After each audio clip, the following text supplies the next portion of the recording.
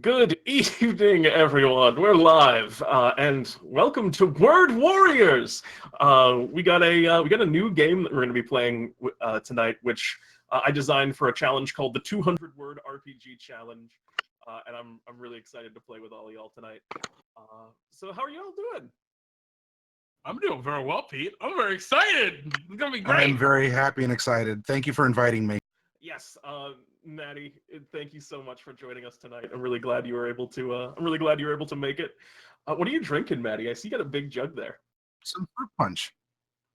Delicious.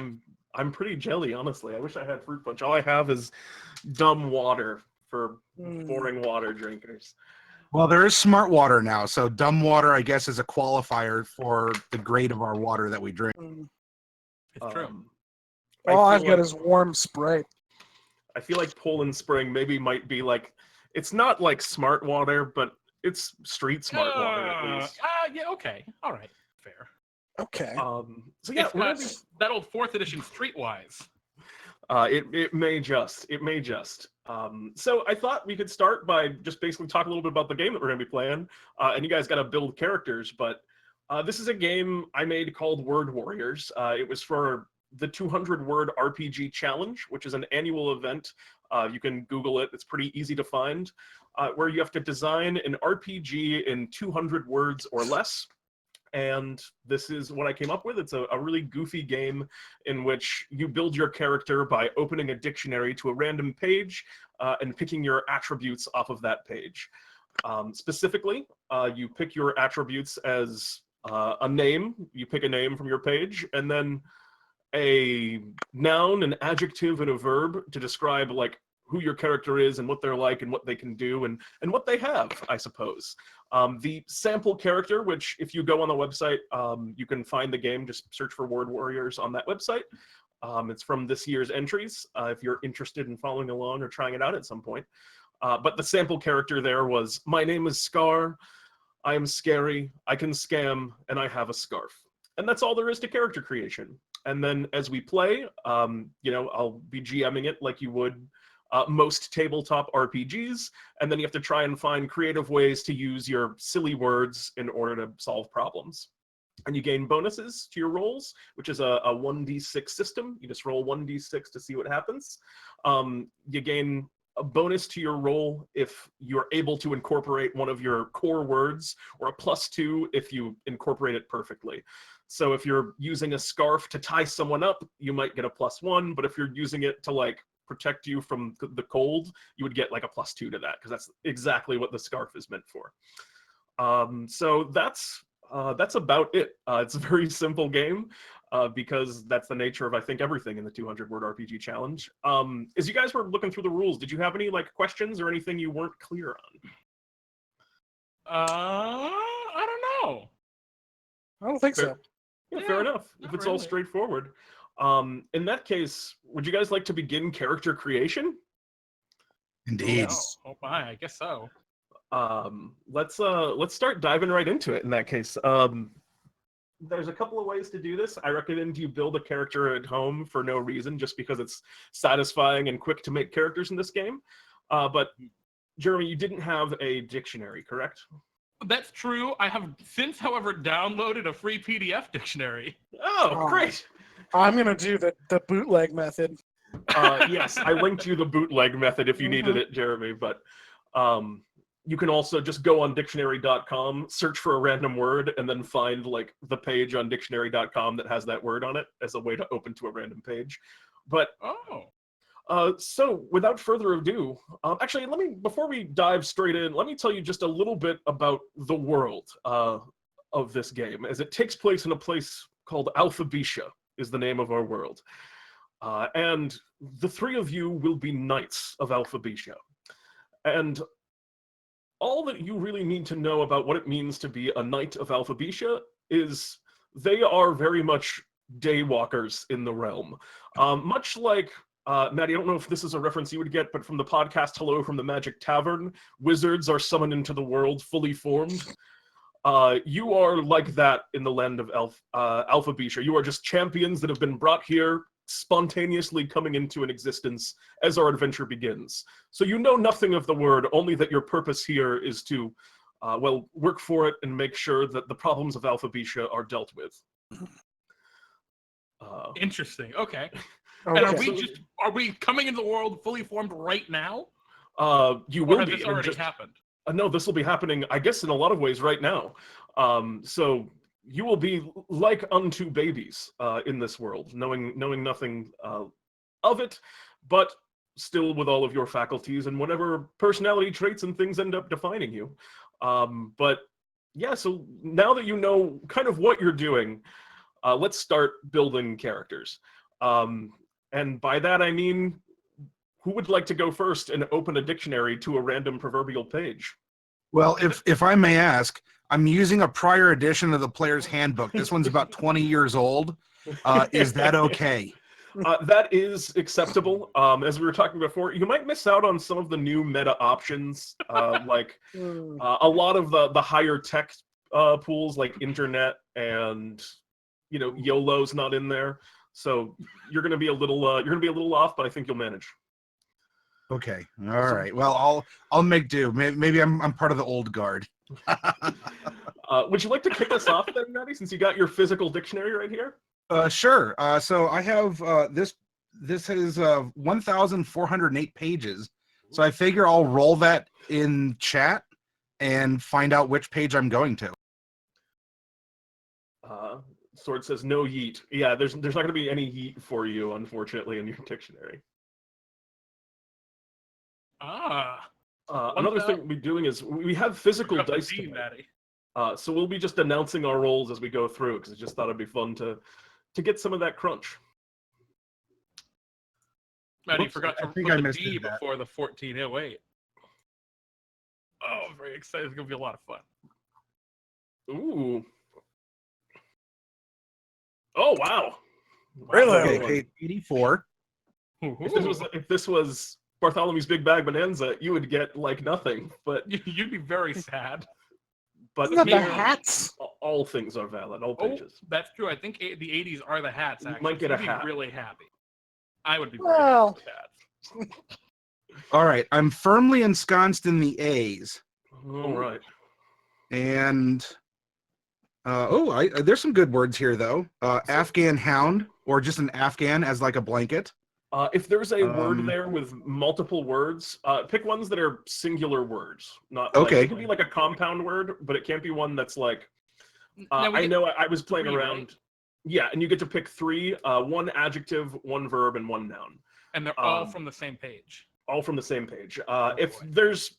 I'm not going to be super strict about that, because if you open up to a page that the thing that you end up with seems really uninspiring, you can roll again, because I don't want you guys to get stuck with something that. Yeah. Ooh, all right. So here's I can go pretty dark and edgy here. I can have affliction as my name. So I'm gonna put that on my note. Wait, you don't want to have an affliction? No. Well, affliction would be my reputation as well if that's my name. Fair enough. Yeah, I suppose so. So it's truly a dark night. Like. All right, now an adjective, verb, and noun. These are affliction is a lot of flavor, but here we get into the nitty gritty. These are your mechanics. Keep in mind that if you pick words that are more generally applicable, I'll do the old D&D like making a bad wish rules where I'll be more and more strict with you. For example, if you choose one of your words to be invincible, I'll get real nitty gritty about when invincible applies. Understood. Invincible would be a good name, though. Invincible would be a cool name for sure. Okay, how about my adjective is afeared. What is it? Afeared? Afeared. So, like afraid, but can you give me the dictionary definition of the word afeared? Regional and archaic, afraid or frightened, or too frightened. But this is the adjective form. All right, you are afeared. I look forward to seeing how you can incorporate being afraid in a positive way. That's gonna be fun. Is this like? Well, actually, this is important to know, right? Are people afeared of him? Is that what it means, or is he afeared? He would be afeared. Hmm. And the last word on this page is affluence for my noun. You have affluence. I like that one. So you have just like wealth in general would be the idea here. Also, if a word has multiple definitions, you pick like which one you want to use, but not all. Ooh, okay. And lastly, I need to find a verb. And again, if you can't, like, you could, for example, look on like the other page that you're open to if there's things there that feel a little bit too obtuse. Well, there's one that's broad, like effect. Like, oh, I'm gonna min-max everything in this game. I'm gonna break your 200-word RPG by having effect as my verb. Effect is one of those ones where I would be strict about when it applies. Well, you got to make sure you don't accidentally use it as effect, because there's a big difference. That's true. But to affect with an A is still that's a very useful word. Well, but what if you use it like to affect a voice, right? Well, yes, you could do it that way, but how about like affix? Affix. I love affix. That's a really cool one. Okay. I am affliction. My adjective is afeared. My verb is and I am affluent, as I have affluent. You have affluence. I love it. So you and Matthew, I guess we'll describe yourself, but I guess think a little bit about how these things interplay while we're going through the rest of them, and kind of what kind of person can affix things, is afeared, while also having affluence. And give a little thought to kind of who you are, I guess, as a person. But while you do that, would someone else like to pick their words? Well, Jeremy, should we go in order of least to most jank in terms of how I'm definitely less jank than you, I think. Yeah, 100%. So I'll roll mine. So my dictionary starts on page 6, or do I count like the 5 pages at the beginning where it's like, I think you can start on page 6. Okay. If you want to roll a 1 to 5, I will A. allow you to roll that if you want to have that potentially happen. Well, I guess I have to roll that 1d723. All right. And if you get a 1 through 5, you now get something real fun. Oh, thank goodness. All right, 476. So I go to page 476 on my free online dictionary. There's so many of these. Oh, I'm in the P's. Ooh. Ooh. Give us a taste. Give us a couple samples that you're perusing right now, Jeremy. Oh my goodness. Well, I can tell you, I got to find a name first. Oh man, this is a very large font dictionary. There's not a lot of words here. What the hell? Oh no.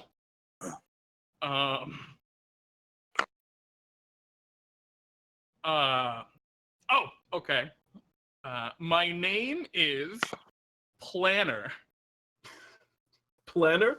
Planner. It's Let like me write Tanner, these. but Planner. Let me be writing these down. Actually, if you guys could change your names on Roll20, so I could see those to what your new names are. Let me see. I'll do that real quick so you can see it. The chat, however, cannot see that. All right. So I see. I am what, and this has to be. Okay.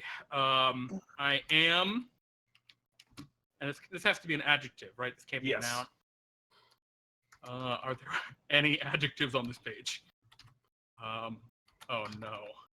Again, you can just take the next. You can add the next page to your total if you got no adjectives, or they're all like completely. I actually have no adjectives. This is a rare scenario. I don't know if I've actually seen that happen.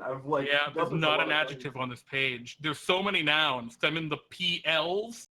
I think. Let me just one more check. Yeah. I'm not seeing it.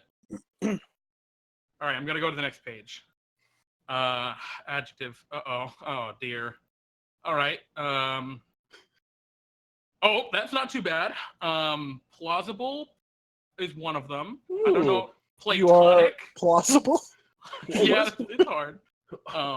Give me the definition of is that platonic? Yes. Yeah, platonic. Yeah. Oh, yes, of course. That's a good A one. relationship which is not sexual. Yep.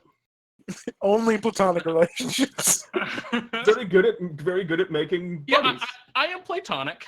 Yeah, excellent. Of course. It's either platonic or plausible. That's all I got here. So I love platonic. Oh, pleasant. I am pleasant. Oh, that's a really good one. I'm platonic though. Oh, fair enough. You got me on that one. Yeah, chat seems to like platonic. I am the friend zone.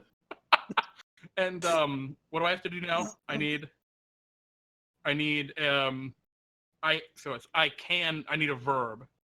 Something I can do. Yep, something you can do. Let's see. There are no verbs on the first page. Oh, wait, there's one. Oh god.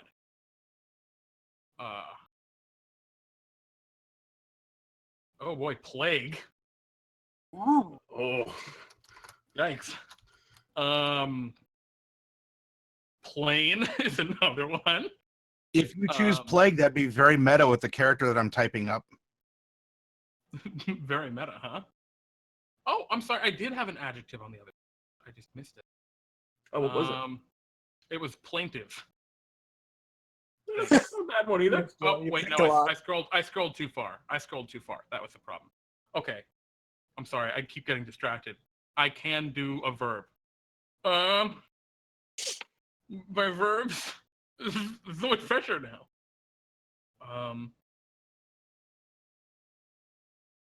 What? Why? Come on. Oh. I can plaster.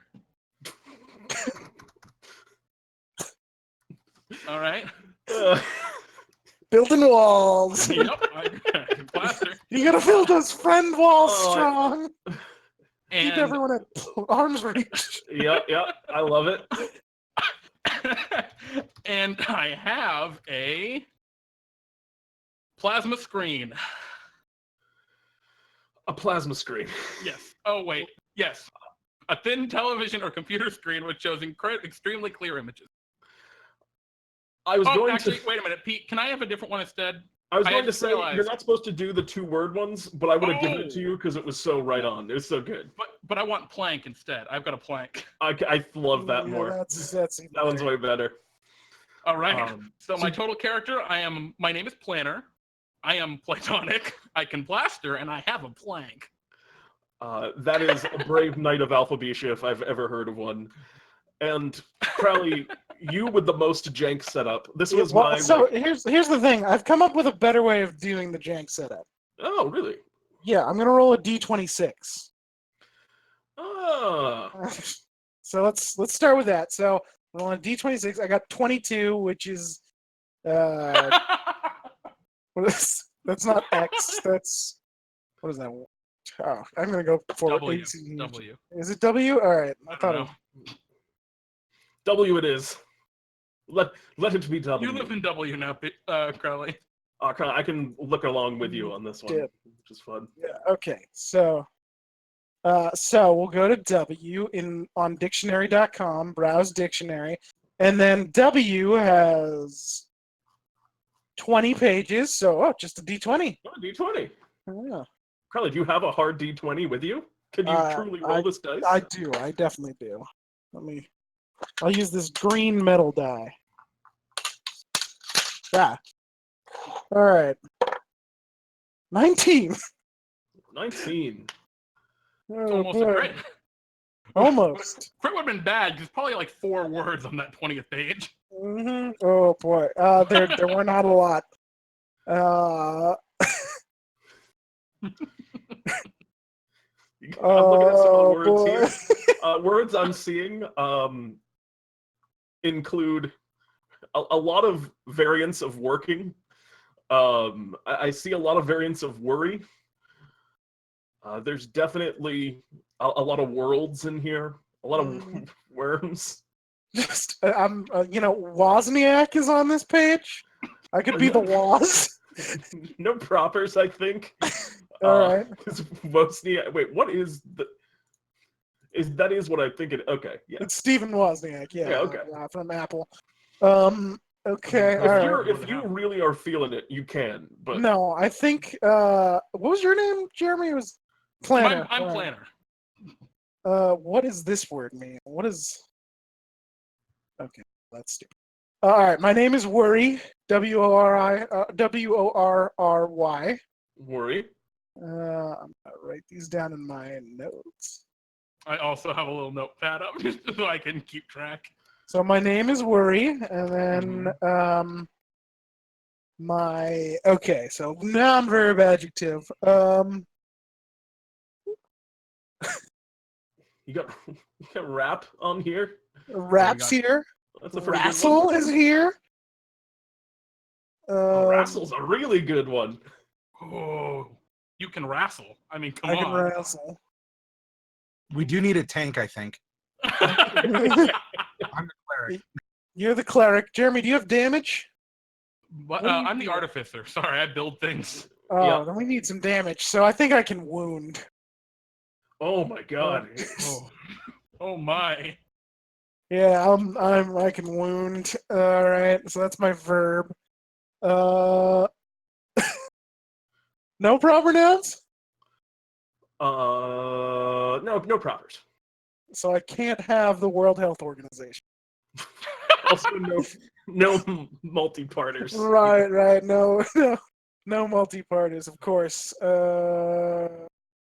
I guess you could have a world. I don't know what that would do for I mean, you. I skipped out on planet. There's a working girl. There's too many multi-word here. And I can't have Wozniak. Again, if you truly want Wozniak, you can have Wozniak, but you're gonna have to roleplay Wozniak. I don't know what good he's gonna do. Yeah, I don't think he's gonna do much. Let's see. Got a lot of great verbs. You got wrangle on this There's page. a lot of great verbs. You got rap. Oh, I've got worms. Now, I have a question, Crowley. Do you have worms, as in the disease, or multiple worms, as in Multiple worms. Okay, you got a bunch of worms. I've got a bunch of worms. It'll be good Oh, for. wait, what is this? feeding What to is a the earth. worm fish? Unless there's something better than worms, but I don't see much better than worm. I love how we've got affliction, worry, and planner. I could have picked plague, guys. I didn't realize Crowley was going to continue the theme. I told you. You gotta lean into it, man. A good adjective that I'm seeing here, that if it interests you at all, Crowley, there's wrathful on your page. There is wrathful, but there's also worldly. Oh, that's another really good one. I think I'm worldly. I'm still not 100% on the worms though. So let me make sure there's nothing else here. Crowley, are you min-maxing your character? No, I just want something more interesting than worms. More interesting than worms. Workout.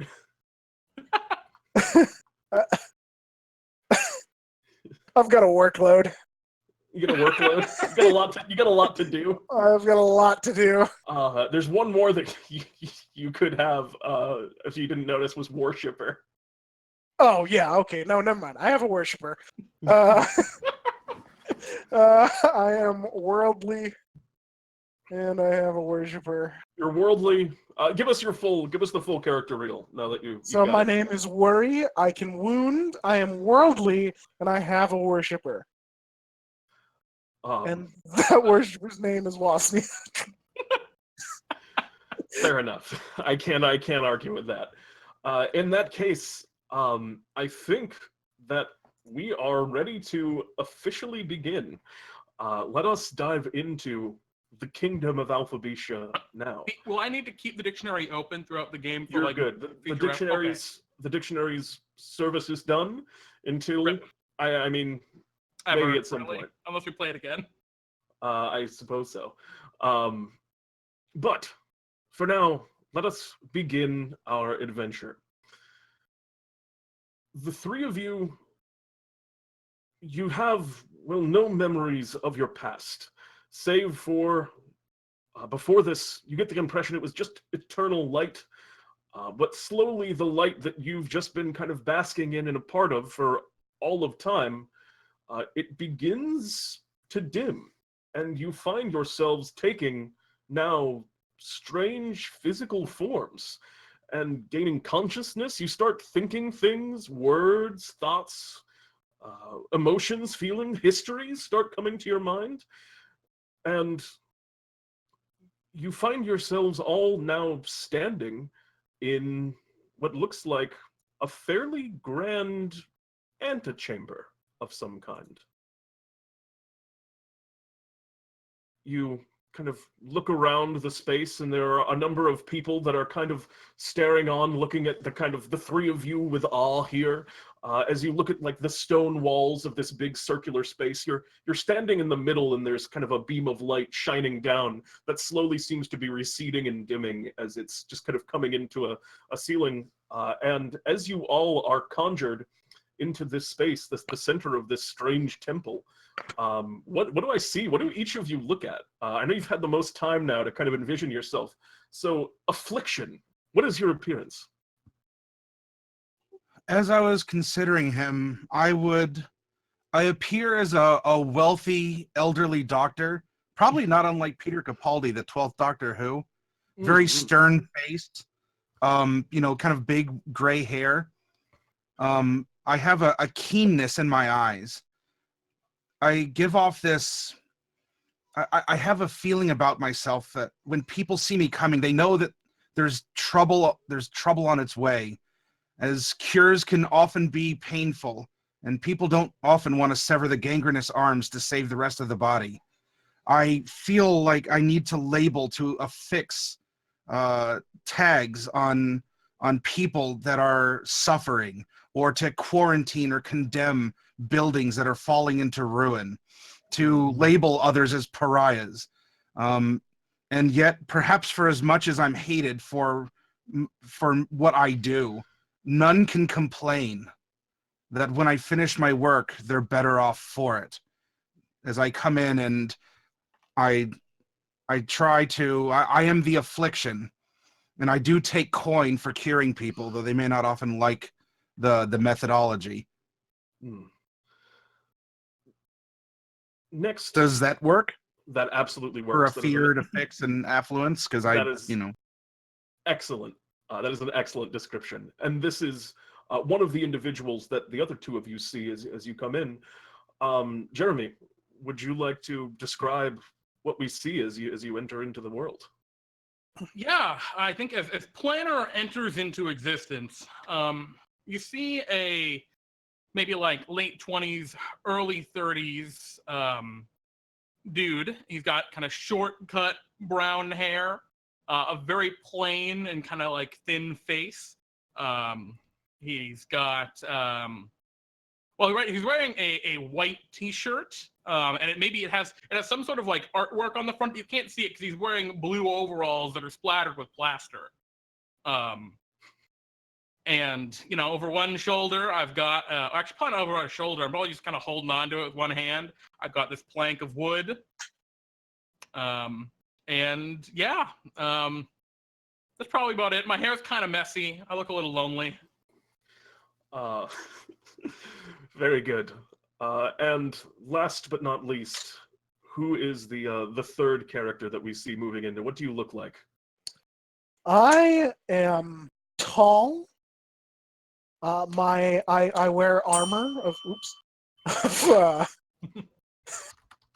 I wear armor of varying designs, different scenes, sort of throughout the world, the parts of different cultures, embossed on my very impressive armor. My hands are pitch black, not painted, and they seem they look like they could wound you at a touch. Indeed. I wear a helmet. You can't see my face, and I glow to a degree. Like I'm almost wondrous. And looking on at you, yes, at your side with incredible awe. What does your follower look like? He looks like almost the stereotypical, like a vizier Mm. kind of thing. Like With thin, the and the like, hands together, like yes, just, but with the very much the what's Thanos's advisor like? What's the name of Oh, that guy? oh, the magic guy. Yeah, you know who I'm talking about. Maddie, Is do Yes. he you like have it? that, or is he I- more like Jafar? I was thinking Frollo from the Hunchback cartoon that Disney made. The judge Frollo's villain good. character. Oh, that's a good pick. Mhm. Who's looking at hands kind of just together, Just staring at together. you. Would you like to play your follower? Would you like me to? It's up to you. I'll do Your whatever you worshipper. The choice is yours. Do you have want. a? Yeah, I've got some ideas. Okay. I'll do it. He will. You will control your worshipper then. Mhm. And really, he's just an extension of you. Yeah. And so, as you all kind of step into this kind of what looks like holy space, you can see there are a number of you can see there are a number of what look like clergymen standing around on the outskirts. They are all, like I said, like the walls of the chamber are interwoven with what looks like just words and words and words circling around in this room. All of them are wearing these like medallions, and at the end of them, they have what look like a Mobius strip that is kind of written on them, and those are also kind of encarved with letters. And as they kind of are holding up these holy symbols, one with a big kind of pointy bishop-like hat kind of steps forward and, "Run on, be praised! The new knights of Alphabisha have been bestowed upon us. May his sentence e'er be punctuated by commas and not periods." And a few kind of clergymen around the area all kind of like bow as he begins walking towards you all.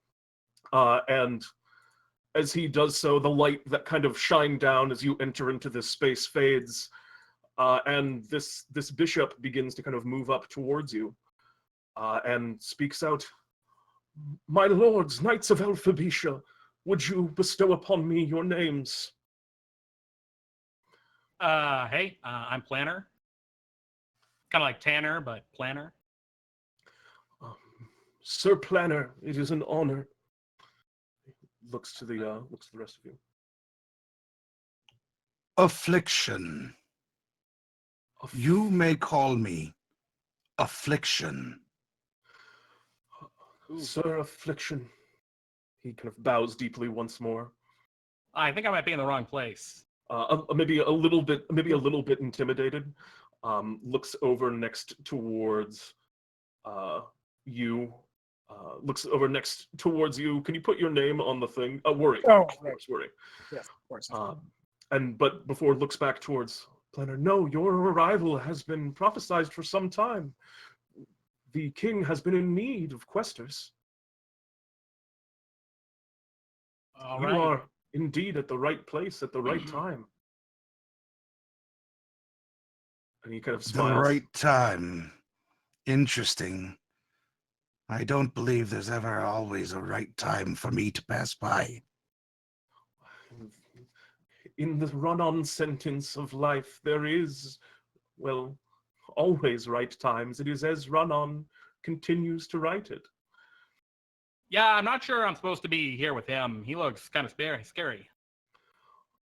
And yeah, as this bishop is kind of looking at you, they do seem a little bit put off, Affliction, as they look over kind of next towards, "And you, brave knight." Looking out to you, Worry. I'm worried. Oh, Yes. yikes. You truly look the part of a knight of Alphabisha, as they seem like in particularly taken by you, as you have a knightly look about you, I think. Worry not, for I worry. Yes. Well, Yes, if I may. Worry be praised. Worry be praised. um, and they don't seem to like these clergy don't even like look at your worshipper. They can just tell that this worshipper is like part of you in a lot of ways, and they just kind of seem to like gloss over him as the three of you they all kind of like bow towards you, and this bishop says, "May I bring you to the king here, that you may be outfitted and properly quested?" Yeah, Yes. sure. That sounds like a Present good me plan. to your king. Yes, right this way, my lords. And this bishop kind of turns and begins watching as awestruck a lot of these other clergymen just continue to observe you as you begin stepping through these hallowed halls. You move out into a large kind of open chamber. You can see there are statues that are kind of marked on different sides, and all of them seem to depict um, characters very strange, characters as unlike in appearance and styling as yourselves. You can see, a knight that seems to be kind of like crouched down onto one knee, like petting a dog at his side, wearing what appears to be like just a terrible frown on his face and a big like feathered cap. Other, strange characters as you're passing through. Until you kind of come now towards the end of this hallway. You move out into a larger chamber. There are more and more of these statues that kind of encircle. Amongst them, you see what appear to be likenesses of yourself as three of these statues here. Pete, I'd like to inspect the statues. Any of them seem damaged in any way? Are you going to, do you have a particular attribute that you think would apply in this instance? Yeah, well, I'm a plasterer, so I figure I would check to see if any of them are damaged and could use some repair. Yeah, these aren't made of plaster, but you have a lot of work experience, so go ahead and roll me a d6, and you can add 1 to that. Oh, delightful. Roll my... Yeah. Got a 4 total. 4 total? I meant to tell you, as I will from now on, remind me if I don't, what your DC is going to be in advance, but the DC I had chosen for this was a 2. And keep in mind, you have to roll above the number. So if it's a DC 2, you have to get a 3 or higher. And DC may be affected by, for example, a word that you're using to do so. For example, if you're trying to fly, the DC of flying without the word fly is probably around an 8. But the DC of flying with the word fly is probably around a 1. So, the circumstances will affect DC in that regard and kind of how you're going about a problem. Gotcha. But as you're looking around and beginning to inspect some of these statues, they are all in varying states of kind of like repair. As you're moving back, you were kind of looking over some of the ones when you first entered into the chamber, and they were a little bit more like cracked and decayed. There were places where some things were kind of worn, features were smoothed over. But as you're getting here nearer to the entrance into what appears to be a grand double door leading into, you presume the throne room. That's where the statues of the three of you are located. They're all kind of in a line next to each other, and they look perfect, immaculate, brand new. Do I recognize any of these other statues? Are you saying because you are so worldly? Is that the implication? That's precisely what I'm I'll saying. give you a +1 on that if you want to look Sure. around. What's my? This is going to be a slightly higher D. This is going to be a DC 4 because you are very kind of new and kind of thrown off here in this land. I got a 4 total. That is actually a failure in this instance. Oh, okay. Do you have to beat it? Because you have to beat the number. Like 4 with your +1 or 4 before your +1. 4 after the +1. With the +1. Okay. Yeah. In that case, and as you are kind of looking around, and per the rules of Word Warriors, when you fail a check, a situation worsens. So as you're looking around, looking for statues kind of that you know. You see one, and the face is familiar. You know in your travels about the many worlds, you've definitely encountered someone that looks like this before. And you kind of get up close to it, and as you're examining it, you kind of trip a little bit, and you start to lean on this statue, and as you're throwing your weight on it, you see that statue start to tumble to the side, and it looks like it's going to just crash right into the next statue over next to it. It could start a domino effect if things aren't careful. The bishop kind of turns around and looks at it and goes, "Oh dear, oh dear. What would you all like to do?" There's no official initiative. You may just kind of act freely, but anytime you fail, things can get a little bit worse. Run, you fool! I'm going to use my afeared adjective here to cause people to flee the falling statue. Just get people out of the way and kind of to safety. Are you looking towards the bishop at this point? Well, is it Worry that's going to have the statue topple? Or Yeah, Worry's over near the statue, and he's he's like kind of like leaning on it, and it's starting to go down, but he's still over next to it. Okay, well, my intention then is to not have anyone actually be smashed. So my fear, if it radiates off of me, I suppose then that's fine. People can run away. But I would not like Worry to be smashed by a statue. Okay. In that case, go ahead and roll me. And I think, Worry, is it fair to say that you're of the same page, that you don't want to be smashed by a statue? I don't want to be smashed by a statue. So go ahead and... Kind of worried about that. Go ahead. Go ahead and roll me a DC 3, and you can add your +1 to this one, because I think this is in your realm. Okay, here we go.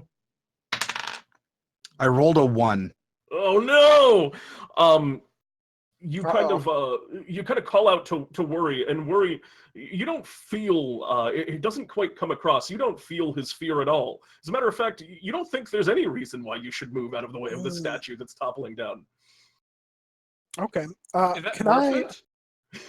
Yeah, he doesn't. Oh, okay. Worry, you don't really feel like moving out of the way of the statue. Is the right. worst of the situation. If I want to move, then I will make the statue move. I would like to wound the statue in such a way that it will break and not fall into the other statues / on top of me. You know, if the other statues had to be sacrificed to save myself. Before you act, Planner, do you want to do anything? You haven't done anything in this instant. I have some ideas, but I'm also currently safe.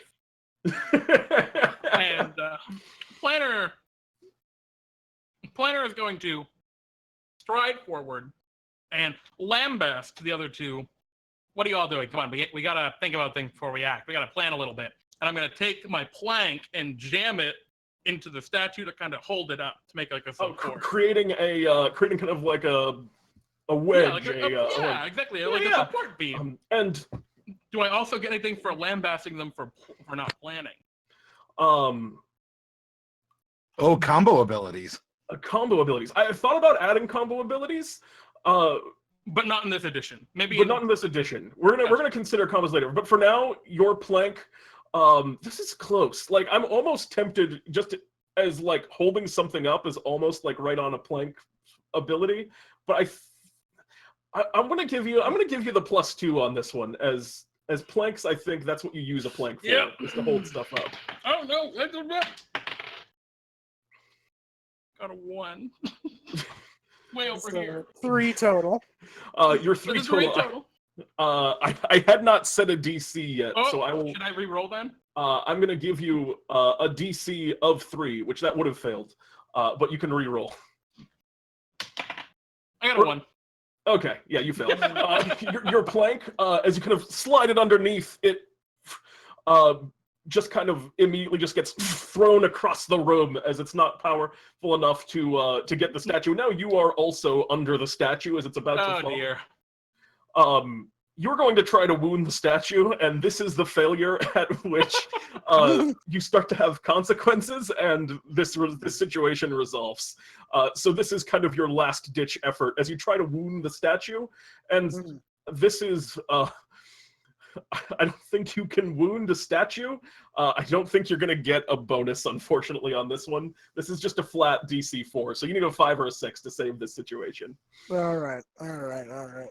5 or a 6, huh? I think a wound only applies to something that is living. Can I take the help action? You have, but it didn't work out. You just did. I got a 2. Oh no! In your first acts as knights, this statue topples over. I'll get the dictionary open. It topples over, and the statues kind of begin to fall. And fortunately, it's not the side of the room in which your statues are, so yours are fine.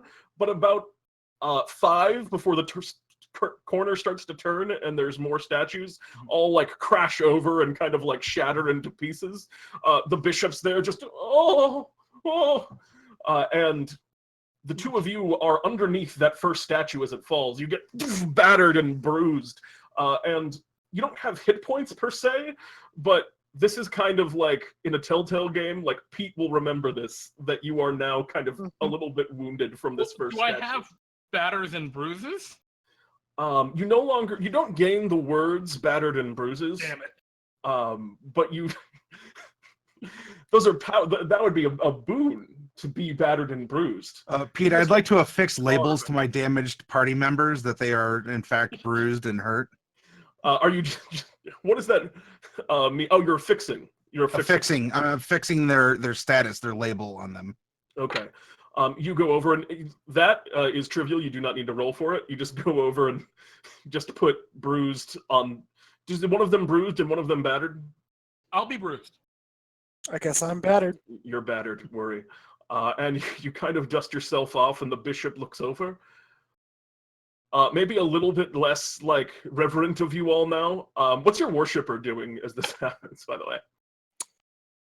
He's really worried. No, he's not. You know, he's just like, these statues deserve this. This is what they get For standing in the way of worry, of course. Yes, this was all intentional. And I said, yes. Worry not. As you affix that label to me, I just go, ow. The bishop, maybe looking a touch less excited about your arrival at this point, looks over to the three of you. All right, it is of no worries. Our acolytes will see that the statues are properly repaired. No, it is of worry. I have done this. As you say, sir. Allow me to guide you all into the... Really, I think all this holiness is just a little over the top. And looks kind of like dejected. I'd like to try and convince him not to that it's too much, that it's over the top. Because I am Platonic and I am not sexual, nor am I holy. Go ahead, and this is gonna be, I'll give you your +1 on this one. What? All right. Give me a Platonic definition. If you could argue with the Platonic definition, I'll the true definition. Consult your player's handbook. Platonic. It's typically referred to in non-intimate, intimate and affectionate, but not sexual. That's the definition I'm going to go for. Okay. So I'll give you a +1. Okay. But I got a 4. This was to shake the core of this person's like faith and understanding was in fact a DC 6. So you had to roll your max roll. He as I said, in the manner in that things worsen right now, is he just doesn't seem too keen on you right now. Mm-hmm. That's about it, though. He's just like not super happy as he keeps moving you forward, and he goes, Run-on's guidance will continue to follow and show me my path forward, as I will show you yours. And he kind of continues and goes and pushes open these grand double doors leading into the throne room, which you can see beyond. There's a red carpet, a number of knights kind of standing on attention. They don't appear to be knights in the same way you are, which you can tell at a glance. You're not sure how. but these just seem to be more mundane knights rather than true knights of Alphabisha. All right. Sitting on the throne are the presumably the king and the queen of Alphabisha here. There's two kind of thrones side by side, a grand red carpet, and as you enter, the bishop kind of calls out, "My liege and lady, I present to you 3 new knights of Alphabisha, Sir Planner, Sir Affliction, and Sir Worry. May they serve you well upon their way." And he kind of bows deeply and kind of hurries and shuffles out of the room. And the king kind of leans forward, a big grandiose scepter in hand, and looks over you. "Please step forward, brave knights." I'll step forward. Mm. Hey, how's it going? He kind of nods. "It is going well for me." And the queen kind of looks at you. "Is it going well for you as well?" Yeah, I'm well. "It is comforting to hear that." Little bruised. Misery follows all. "These are dark tidings. Have you seen a portent, knight?" Everywhere I go, there is affliction. Even knights of Alphabisha are not immune. Regard, the labels affixed to these 2. And he kind of looks over. "Indeed, you do seem a bit worse for wear. I hope you are prepared. I do have a quest for all of you." Oh, Yes, we are fine. Do not worry. "I will not." And the queen speaks up. "You see, recently, well, we've been expecting you for some time. We found out about an old artifact, one that used to be owned by one of the knights. One of our chief readers had located it. However, well, we were just waiting for the knights to show up to find it." Why does it require our particular services to find this artifact? And the king speaks up. "For it is a quest. To find an artifact is a quest, and when a quest appears, it is when the knights are summoned, and you are the knights." all right. Sounds fine. Do you have, I don't know, a map to where I need to go? Maybe some armor, some rations, some supplies. Could probably some torches. Do you have any of that stuff? And the queen kind of speaks up. "We can provide you with appropriate supplies." And she kind of calls out, "Shakespeare!" And all of a sudden, just over at the side of the room, you see an individual just suddenly conjure into existence. And as they do, there's kind of like a pop and a little bit of a flourish, and you just see the word appear, just kind of hang over his head for a minute before like flying off into like smoke and nothingness. And there's a kind of a wide pantalooned man with a lot of frills and dresses and kind of holding a skull that's now looking over at the group of you. And he goes, "Why hath I been summoned upon this day?" The king looks at him. "There are new knights of Alphabisha. They require an alphabet from you." "You would have me consortist with these neophyte knights? I do not see why I should follow upon thy words." He kind of looks over at the group of you, kind of disapprovingly. Your king has spoken. I would suggest you follow his words. Yep, what he said. "Your speech is ungodly, but your intent is true. I do have to follow the words of my liege, so I will provide you with the alphabet they spoke of. But make haste. I do not have all day." And the king kind of speaks out.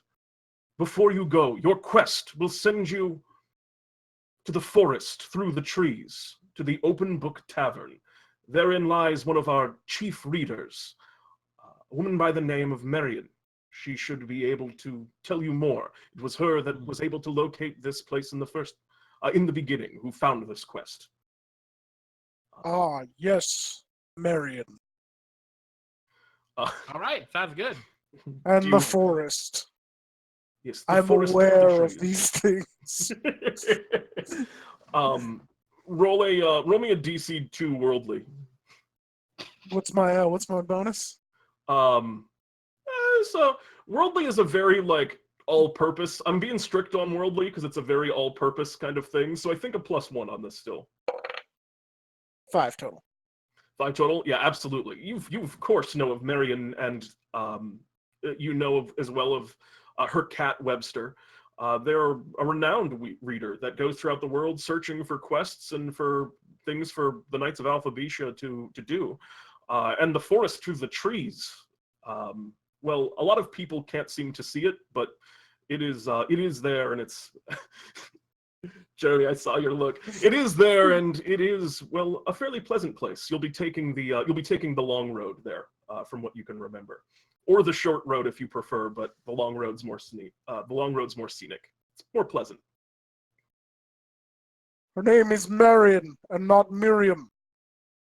Oh, What did I say? The king says. you said Marion.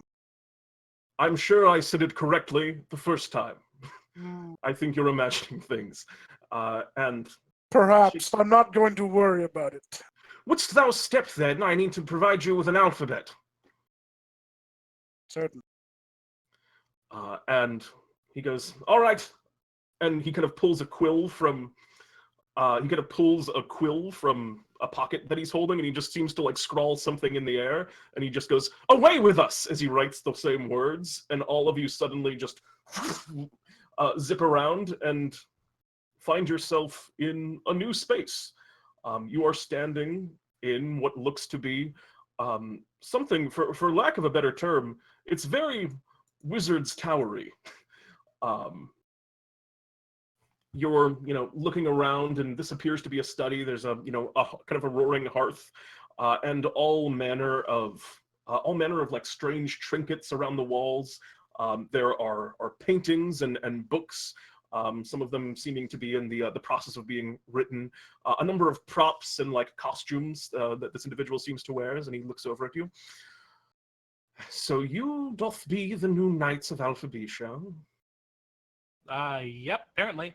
Who are you? Shakespeare, one of the chief writers here for the King's Still Court. Shakespeare. Sorry, I was confused. I write plays. That And you're holding. And I'm going to point to the skull. it is. What's the name of the skull? Oh no, the skull has a name. I can't remember it off the top of my head. It's Yorick, yeah, thank you. It is named Yorick. I of course doth know this, for it is the skull of mine own possession. And That is your skull? no, it's a skull that I own. Don't be oafish. Sounds a lot like Why your skull. do you own this skull? You know what? I'm not going to worry about it. But it is mine of possession, but not of physiological nature. Let me give you your alphabet. And he goes over. I have to share my letters with you. And he has just like what looks like a very large cabinet, and all of them are labeled with letters. And he starts opening each one by one and pulling out what look like, well, letters. They're all just kind of like plain black text. And he begins amassing one of each, at which point he kind of puts them into a pile and just says, all right, take them, do what you will. So, I got a question for you, Mr. Peer. I'm just wondering, why do you define yourself as being someone else's peer? Can't you just say that you're someone else? Who is Shakespeare? Why are they so important? My name is a single word, Shakespeare. It is a name of thunder and drama. It is not, I am not anybody's peer. I am simply Shakespeare. One word. That doesn't sound like a word. Spear. A name. A spear you shake. Oh, I get it now. All right. His name is a verb. Your willful obfuscation is what I meant to say. I'm a wordsmith of many degrees and title. I'm going to affix narcissist to Shakespeare. And he kind As of I've diagnosed that is his disorder currently. And he kind of looks down at it and he says, thank you. As he, finally an individual of some distinction. You said your name was Affliction, yes? You're correct. Yes, well placed, well placed. just quick I question. believe I will entrust these to you then. And he hands you over a big stack of just letters, it looks like. What are these for? What do we do with them? And as you ask that question, you do just seem to understand it. It is something inherent to the Knights of the Alphabetia's power. You can take these letters and combine them to make new words. Not words of power, such as the ones that define you and who you are, but basically words that last for one roll. Once you've used a letter, it is expended, but you have a full alphabet, one of each letter to work with to begin with. Oh, God. And I have now given you... That's pretty crazy. Do you have any others? Well, yes, I have plenty of each letter, but those are for my own I'd like to personal take usage. some of those letters. I'd like to roll steel. I'd like to swipe the second alphabet, please. All right, absolutely. This is exactly the scenario in which steel is going to be relevant, but it's also swiping an entire alphabet is going to be quite a feat because they're all in individual cages and they're there in the room. So before you attempt this, I will say that this is going to be possible. You'll get your +2, but this is also a DC if I 7 use a steel. fancier word, does it help better? It does not. Help more than steel? No, shorter words are generally better. So this is a DC 7 steel, but you have a +2, so it is possible with a 6. Okay. Well, crap. There's only so many vowels, huh? Perhaps you a might DC find 7? it more vowels Yeah, upon not your doing it. quest. Actually, you know what? I'm going to use it. I'm not going to do steel, though. I'm going to use nab. You combine letters. You want to I'll try and you want steal to an go extra for it. alphabet. Yep. All right, you need to hit a 6. Can it help if... Wait, we can't combo words. Damn. All right. Think if I could bap him with a plank, but... You need to roll the I natural got a 20. 4. Ah, +2 is 6 total. he kind of sees you starting to he sees you Sorry, starting guys. to I wasted steal 3 letters. as you're going through right at A. He just kind of looks over and goes, "Hey, I told you no more." You have an A because you just walked over and took it out. So you get your A back, but he then just kind of looks over at you and just goes, "All right, that's enough of this," and writes in the air, "Be gone!" And with that, all of you just find yourself thrown around and kind of landing on your butts out in the street. An alphabet down, now an N and a B. My bad, guys. Well,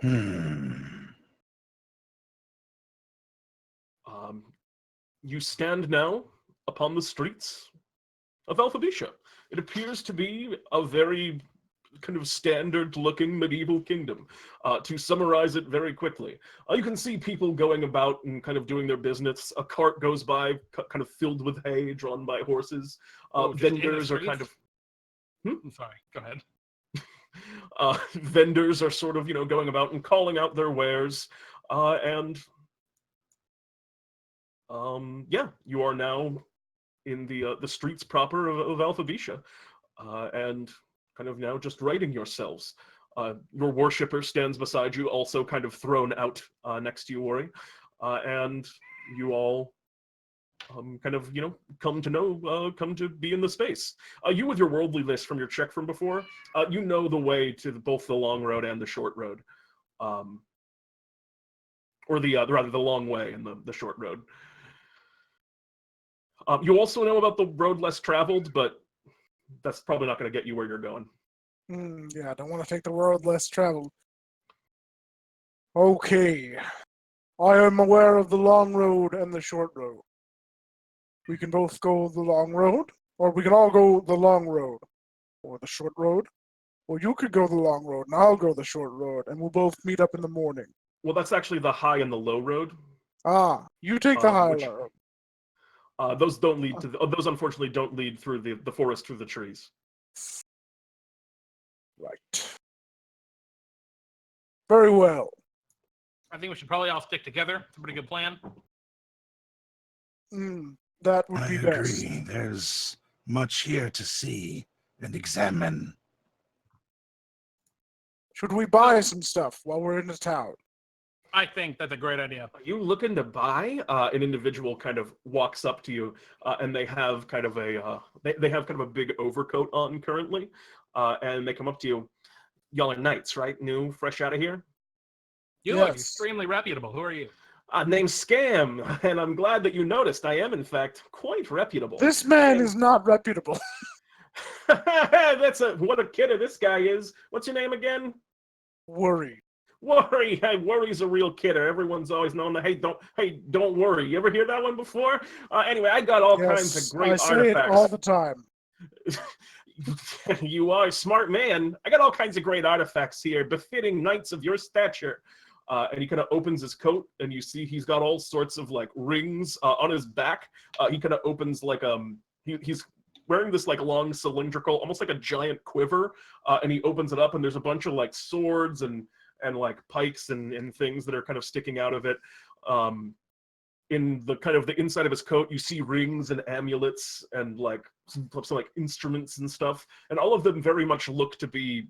They all look like magic items. Two of them are glowing with a golden light, and he starts kind of going over and kind of pointing at different kind of items that are on his coat, and he says, "This right here is the ring of eternal fire. You buy it, and of course these are all very reasonably priced.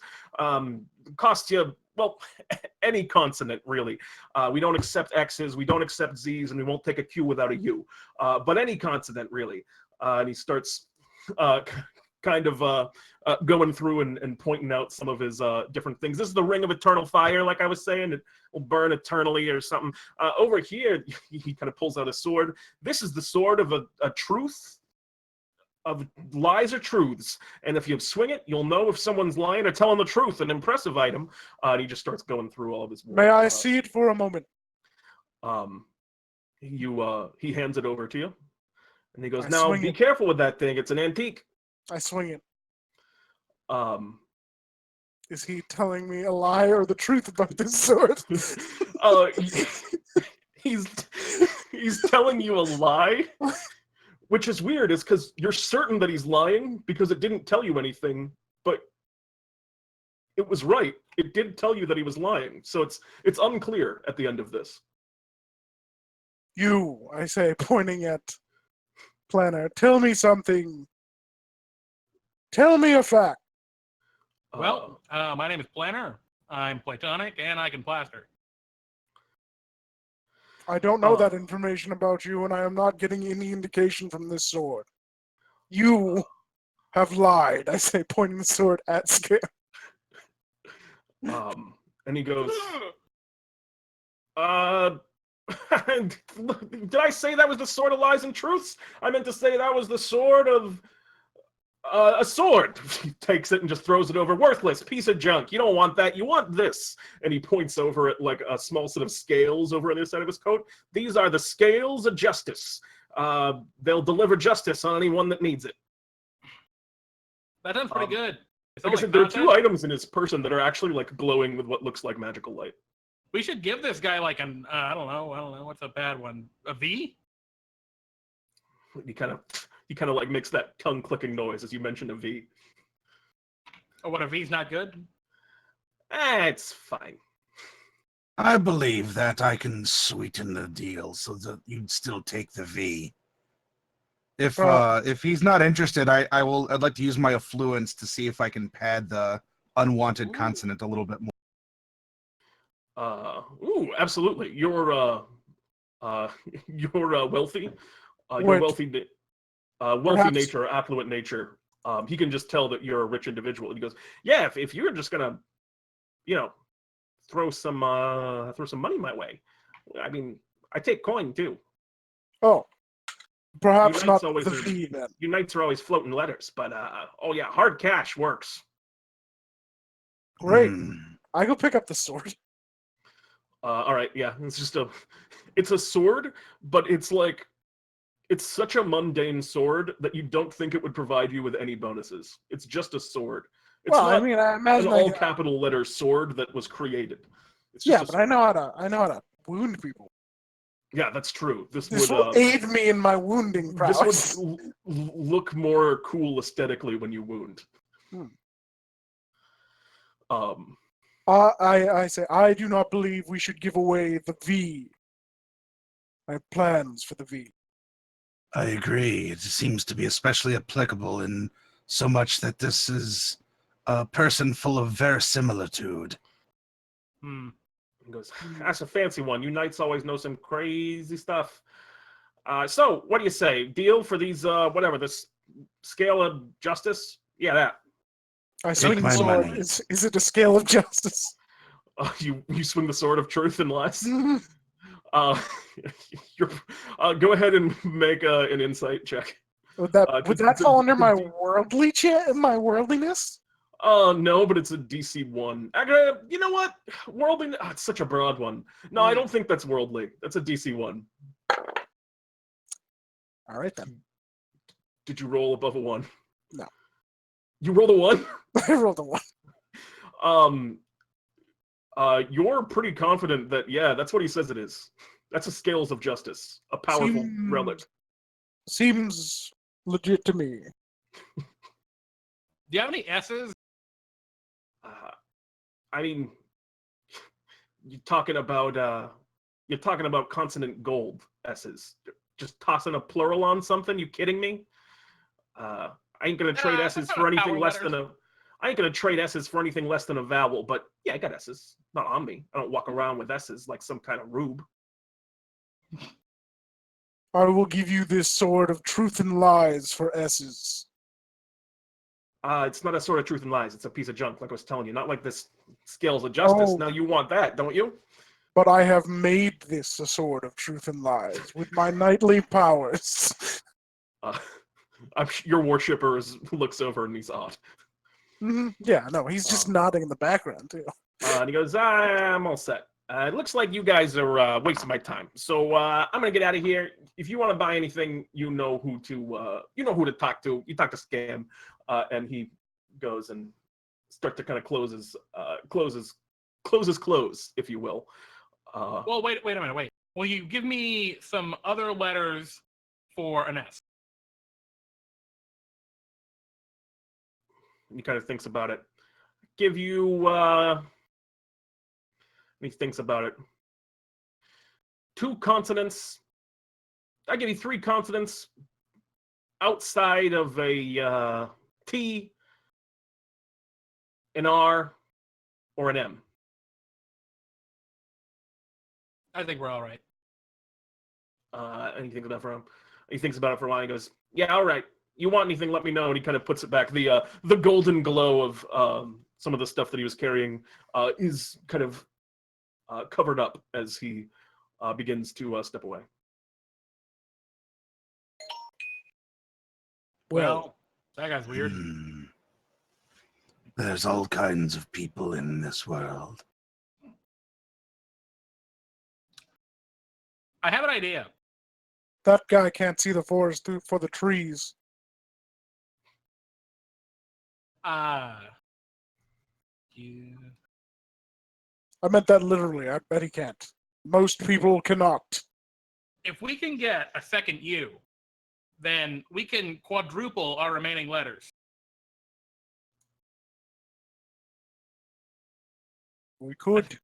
I think we need to get another U.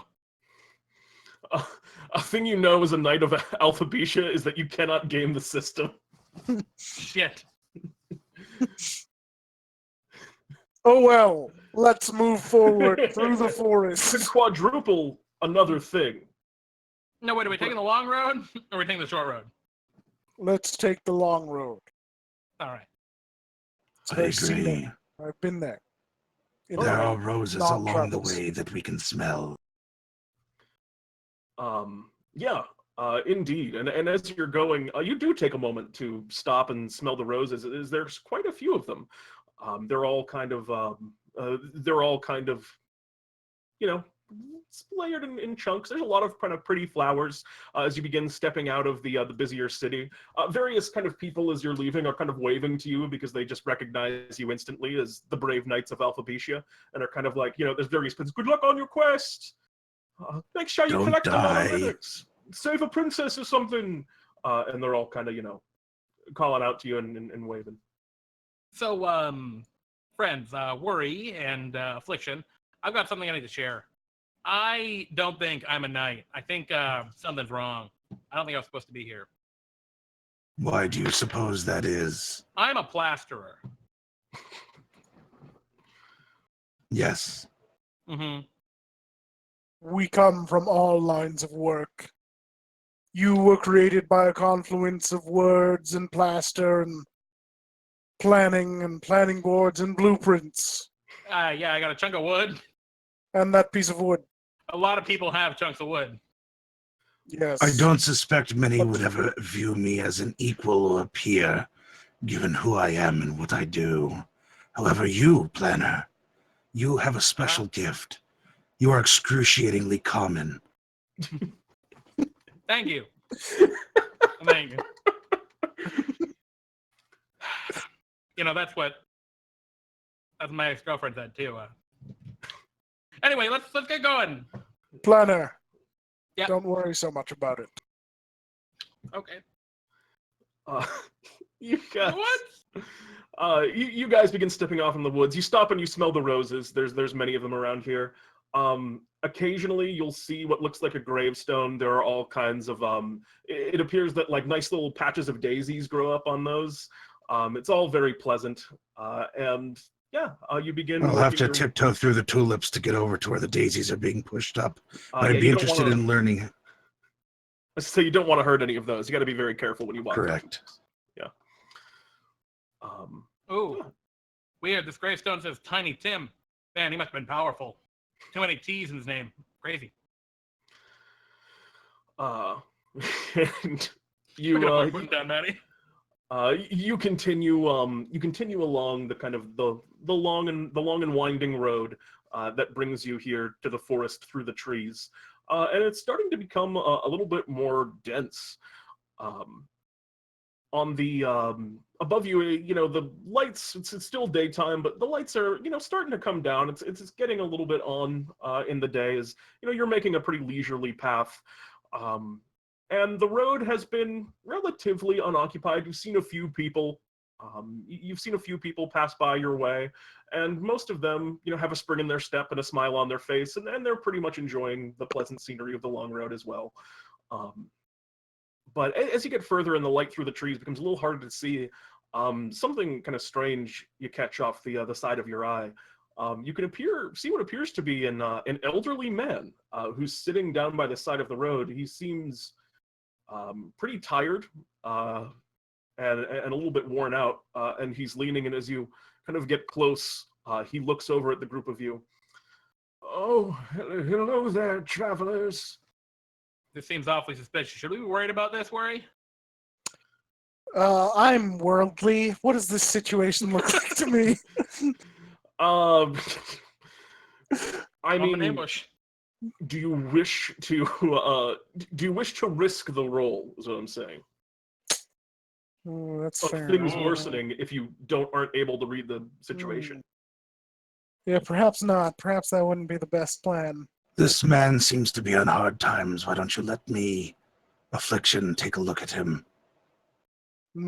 Yes. Worry not, elderly gentlemen. This is Affliction. Pete, that was a really great way of saying, guys, you should move on with the plot, all right? I Very mean, well done. you could. It is an option. You go up to him and he goes, yes, hi there, youngin. It is, glad that travelers came along. You see, I've hurt myself a bit.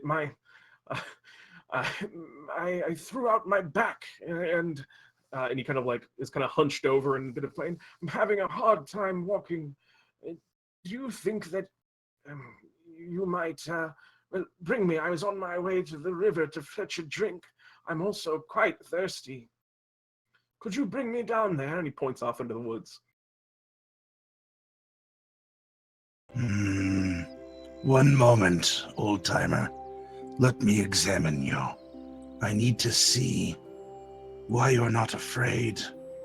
Why you are so injured as you are. And I would like to examine this person to find out what his affliction is. Do you have a? Okay, so you're invoking your name. If I can. Originally, it wasn't in the rules, but all of you have leaned into it so much, and Names I love have it. great power. So absolutely. And Not to since mention this our is secret also names. identifying, and since I think identifying an affliction is actually the exact use case of this, I'm gonna give you a DC. I'm gonna give you a DC 4 to diagnose this person, but I'm gonna let you use your +2. Okay, so 2 plus 5, so 7. Yeah, absolutely. You're looking over this individual, and there are definitely some, like strange things about this person's anatomy. As you're leaning forward, like you look a little bit under their cloak, and they're getting a little fidgety, and they're going, "Be careful! I'm in a lot of pain." And as you're kind of reaching down and you're touching, there's some like strange lumps that are in the side of their form, and they're not. You get the impression that this person isn't exactly what they're saying to be. You can't find any injury. It's just their anatomy is crazy.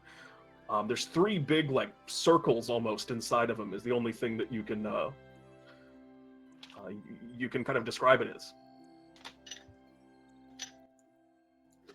Is he wounded? I know a lot about No. wounds. He is not wounded, though he is not as he appears to be. No, he no, is something else. No, please, just a trip down to the river if you don't mind.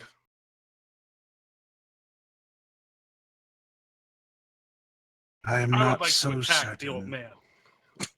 That's not a plan. That's flash action. You should always plan for combat. Go ahead and are you using any of your boons? The I plank. no, because he's sitting down. What I want to do is I want to throw plaster where he's sitting to try and stick him to the log. All right. I'm not gonna punch him with a plank. I'm gonna So start it's with a not plank. gonna like hurt him, but you might affix his location. Oh, can we combo? Huh? We'll see. For now, you're trying to stick him to the ground. I got This a is 5. gonna be. Wait till I tell you the DC. Oh, I'm sorry. I'll roll again. You roll the 5. No, I'll roll again. This is what Okay. You get a +1 for plaster. It's not building a wall, but it is using the I plaster. pulled a second 5. Okay, I still forgot to say the Roll a DC, but I'm going to give it to you God because the damn DC, it! the DC was going to be 4. So you're good. I rolled 2.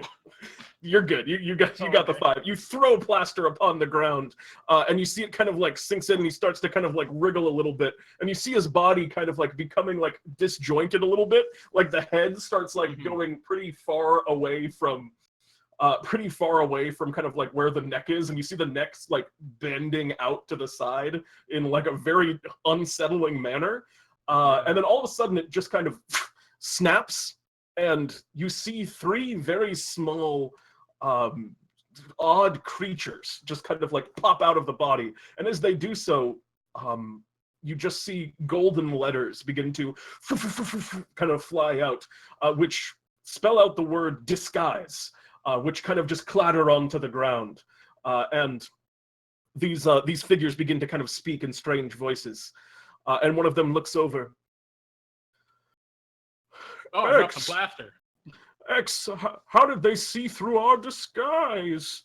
I am uncertain why. Z, are you okay? And you see one of these small kind of strange figures, this one's kind of a bright green, is like stuck within the plaster and is still kind of pulling themselves out, presumably the legs of this 3 halflings in a trench coat situation.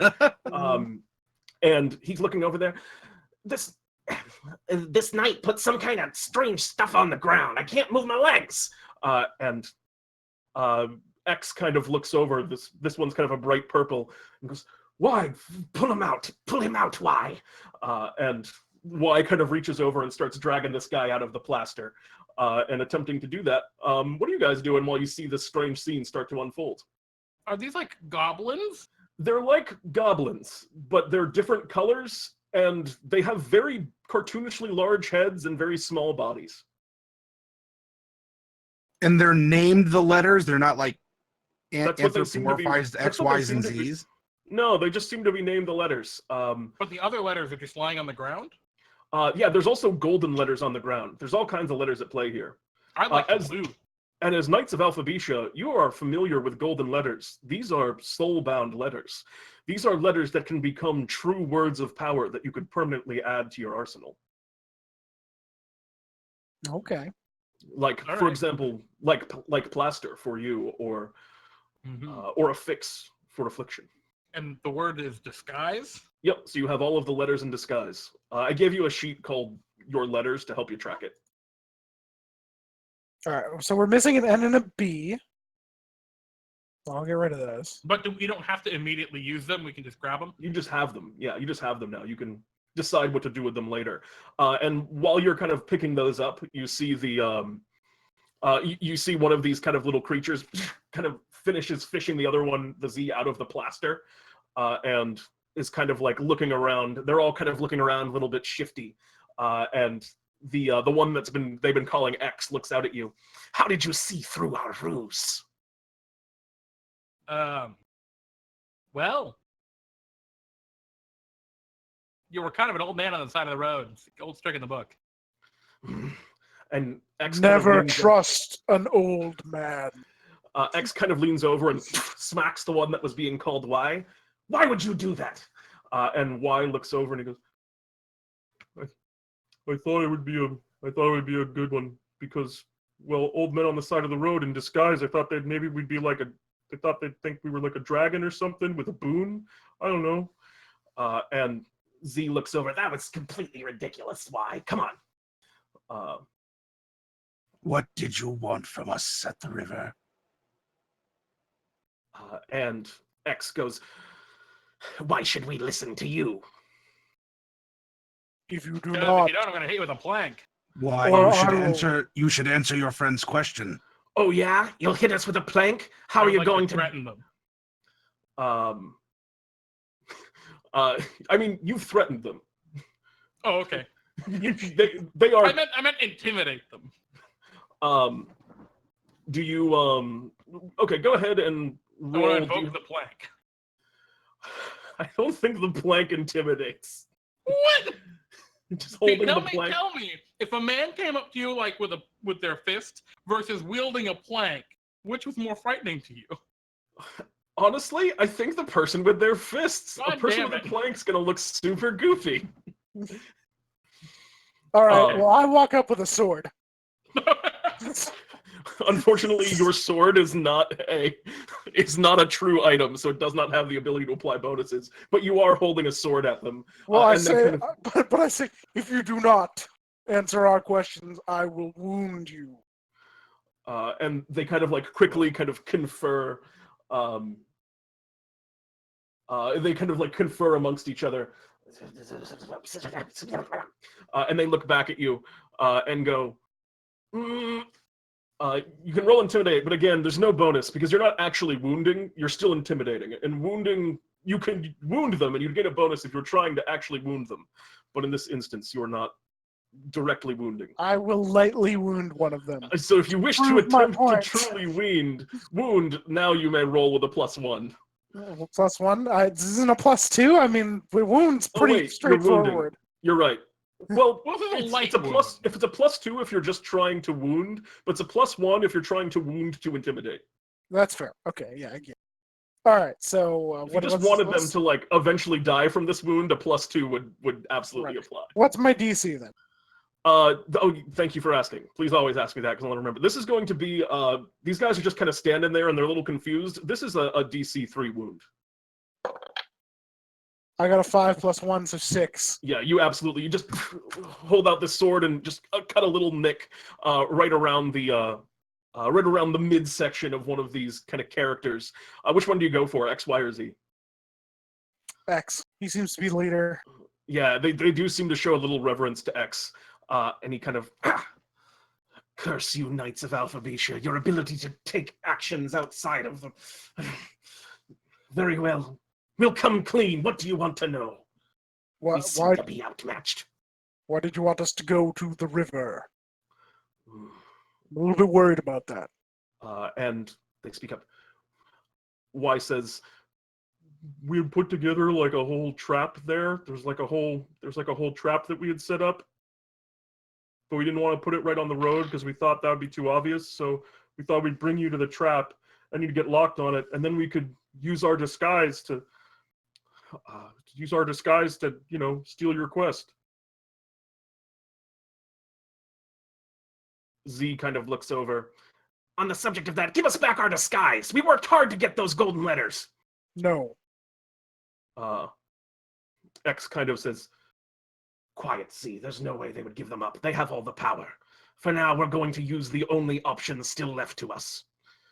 And they all kind of look at each other, and all of them just kind of turn and immediately, wordlessly, start bolting backwards into the Isn't forest. Z still stuck to the block? Oh, they pulled Z out while Okay. the letters were being collected. And they all just start running away very quickly. Do you try and pursue or stop them, or do you just let them go? I will give you some compensation for your lost disguise.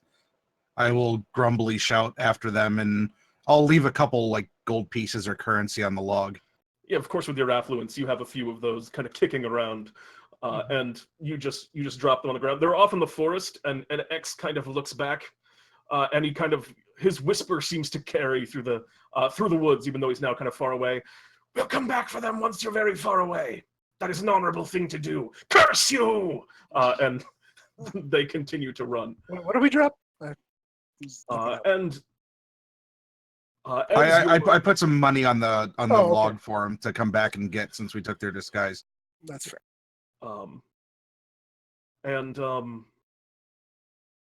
You drop the money on the log, and with your just kind of general knowledge as Knights of Alphabisha, another thing that you just seem to know about these characters is that you're not sure why they'd be acting this way, but X, Y, and Z, as all the letters are well, those are noble families here in the Kingdom of Alphabisha. There are 26 noble houses that kind of squabble underneath the King of Alphabisha here, and those were presumably nobility that were those strange little gremlins that just ran away. That's weird. Why would they look like gremlins? That's what happens to words like Who that. lives here? Perhaps I know something about that. Do you want to roll for worldly? Yeah. I don't see This- how it could get worse. I'll give you your +1, and there's always a way to make things worse. I'll go ahead and roll me a DC3 worldly with your +1. 2 with you rolled a 1. Yeah. You're having a lot of bad luck today. I have a meta question, but Pete, you can probably do your thing. Okay. You take a moment and think, and you're unable to recall. You're unable to recall why these people would be little gremlins, and then you think for a time. The nobility of Alphabisha, they're all gremlins, and they like to be referred to as such. Yes, all nobility are gremlins. Even the king we met earlier, you should refer to them as gremlins. Noted. Gotcha. Meta question for you guys. Mhm. How do we feel about using these letters? So we have golden letters, which are permanent, right? Yeah, those are like Once we've used that becomes part of us. Those are like XP almost. Okay. Mhm. And the other letters are temporary. So I just right off the bat blew 2 of the letters. Are we just like impulse if we have an idea, use it, or do we want to like stop and plan a little bit when we want to use one? Wow. This is at you, Crowley and Maddie. Mhm. How do you two feel? More democratic or more impulsive?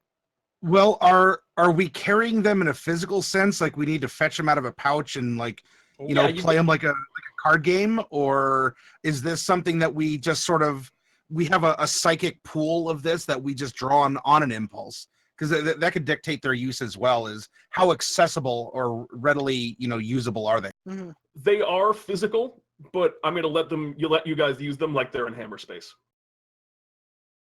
Okay, so if one of us wants to invoke a letter, we just sort of manifest it and Yeah, you can be assumed that you always have the letter that you want to have if it's in your collective inventory.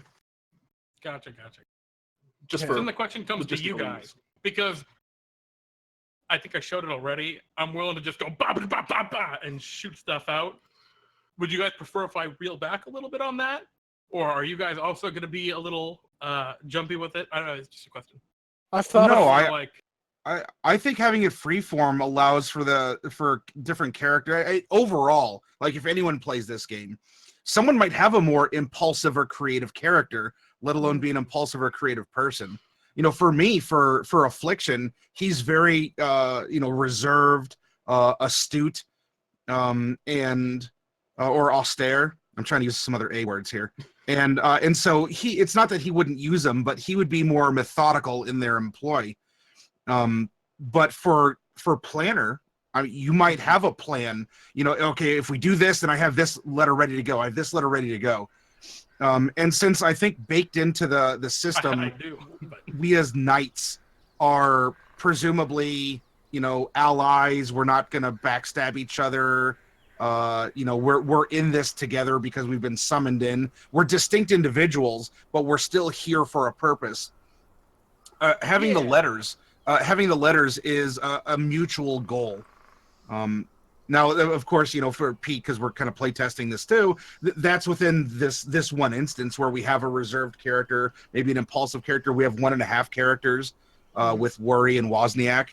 And then through Wozniak, can Wozniak dip into letters or somehow improve them? So it's good to test the boundaries. I think it's a good question.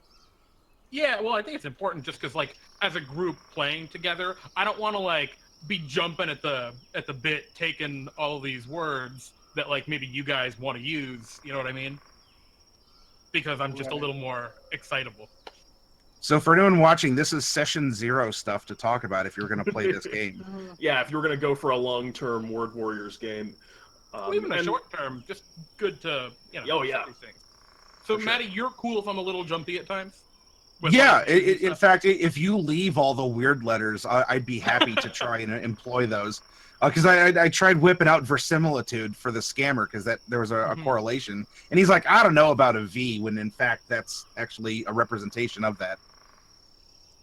And Crowley, would you prefer if I maybe not be so jumpy, or are you cool with me being jumpy? mostly cool. I've got some. But no V. The V's are yours. I do want that V. I've got my eye on some letters, but Okay. Oh, I mean, call dibs, I guess, if you want. That's fine. okay. I mean, I'll call. Really don't want me to use. No problem. I'll call dibs on. So I mean, if you have a better idea, you like. Oh wait a minute. Yeah, then hit me with it. But for now, if you don't need the A, the O, the I'm R. looking at the golden letters right now. Okay, well, I don't care about that stuff.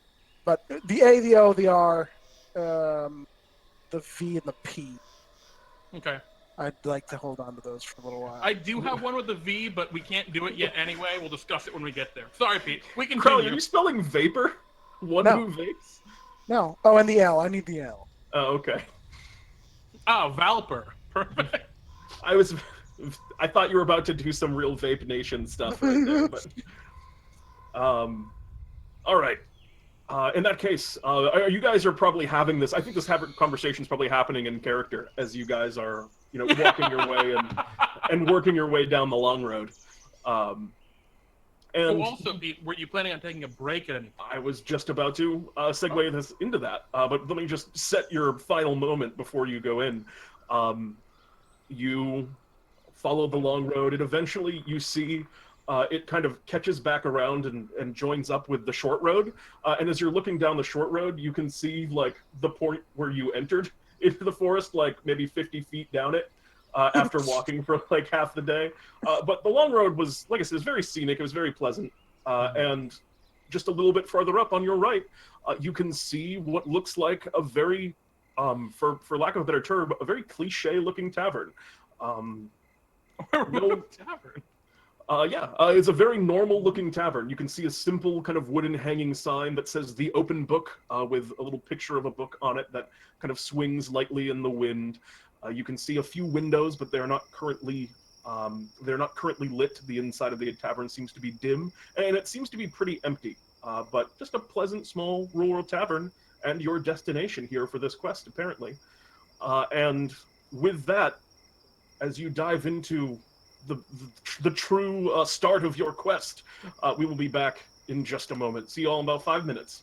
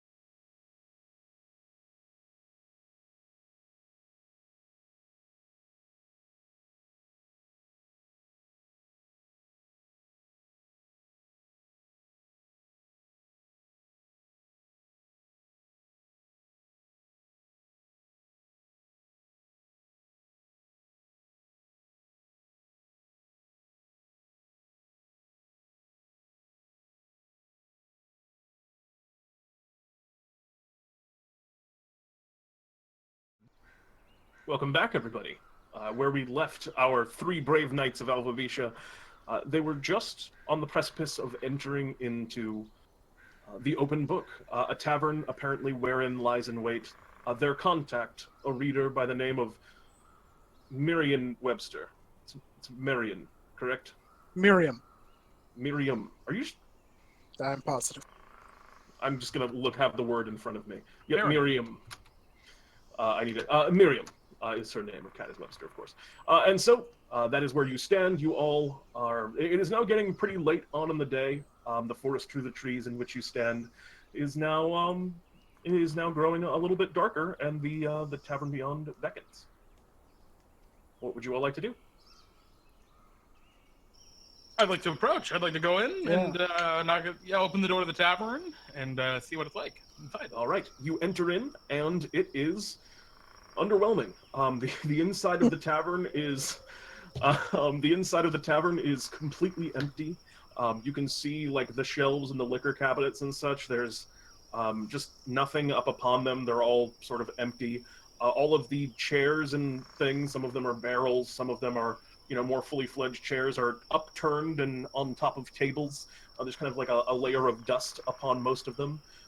There is only a hearth that is currently unlit. It's growing pretty dark, but from the fading light coming in through the window, you can see a cloaked figure, kind of sitting over in the corner of the room, isolated here.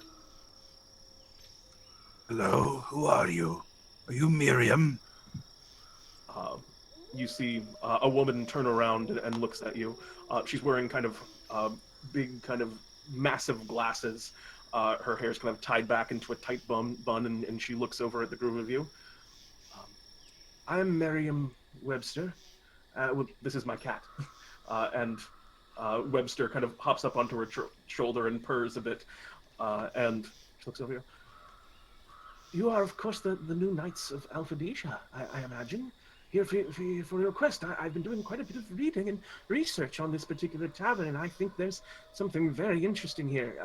Please come on over and sit down. There's not a lot of light. Why is it so dark in here? Yes, well, that is the story of the tavern of Mr. Tawdry. You see, Tawdry was a knight of Alphadisha like yourself. He had a tavern, as I know that many of you have things in that way.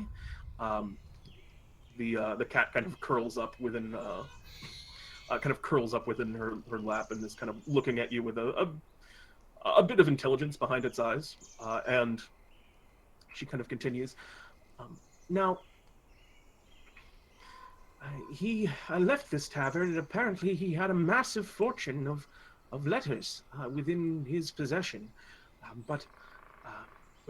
Under the king's guidance, I was asked to try and figure out the lore and recover his incredible fortune, but I believe I'm stymied. I believe he left it somewhere here within his tavern, but I haven't been able to locate it.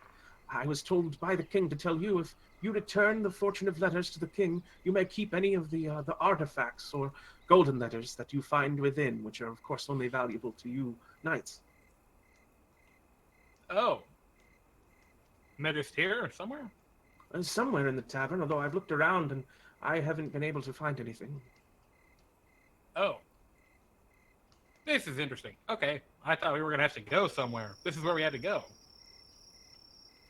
And she kind of very smiles and convenient. nods. Well, where have you looked? Oh, everywhere. There's a room out back, and she Well, they're starts not kind here. she kind of starts walking around, and she kind of goes, I lifted up all the tables, and I looked underneath them, and there wasn't any trap doors or anything. I went down around into the back. The place has been abandoned ever since Sir Tawdry passed, unfortunately. And she kind of continues walking around. According to the lore, it's believed that his tomb is somewhere underneath this building. I didn't search around. I looked in the basement, but there were no signs. A few old crates, all of them empty.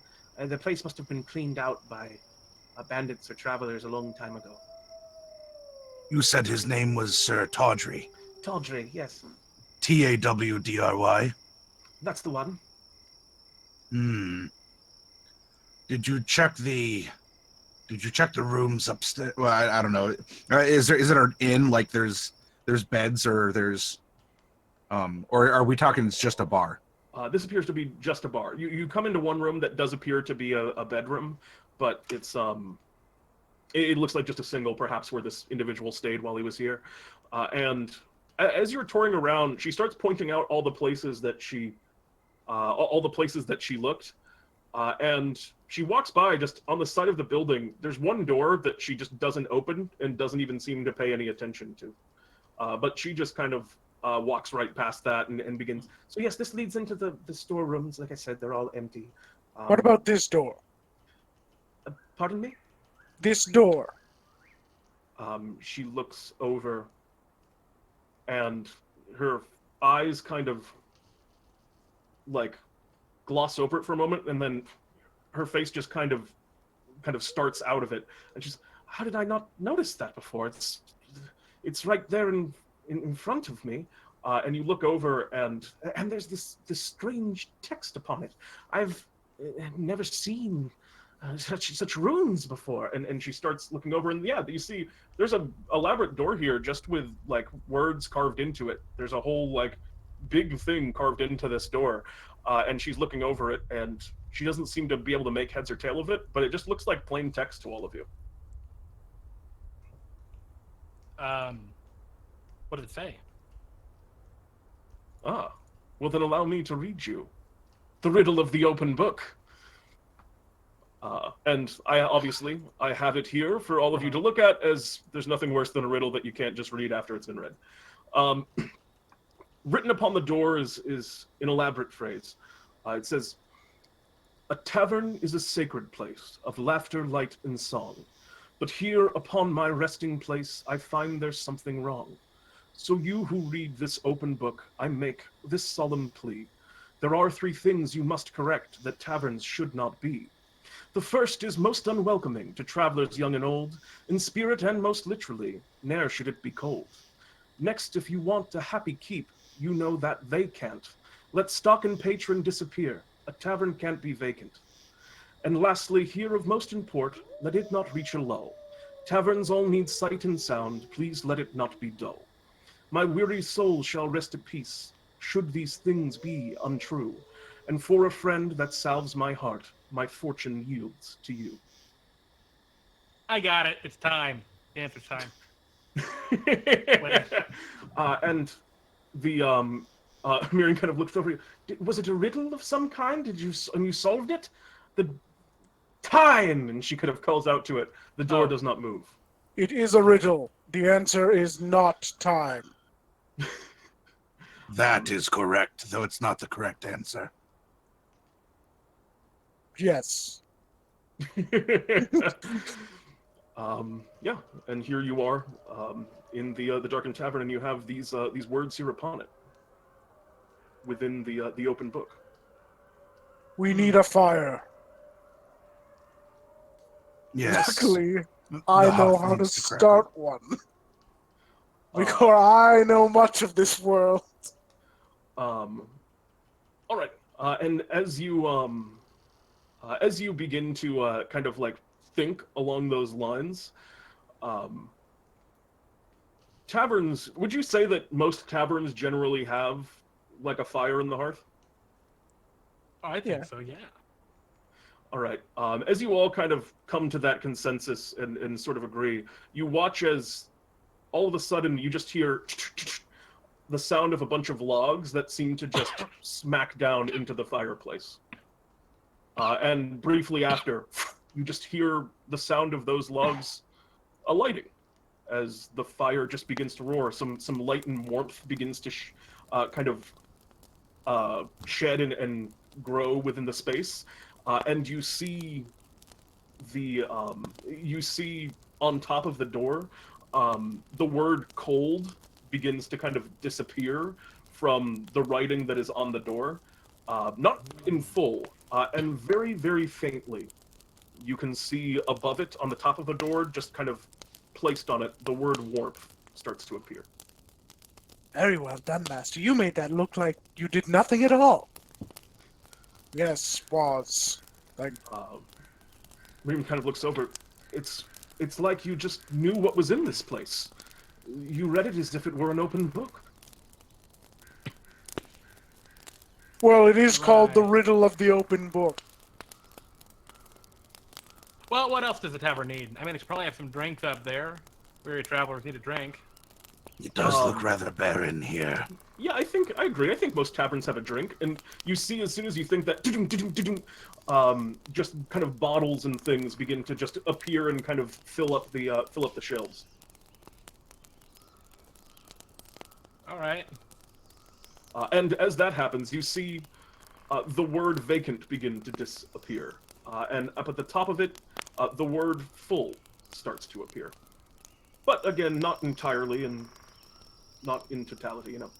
What else would provide warmth or even provide purpose for fire and drink, if not for the people who tell tales in a place like this, who imbibe alcohol, enjoying themselves and possibly getting afflicted with cirrhosis later in life?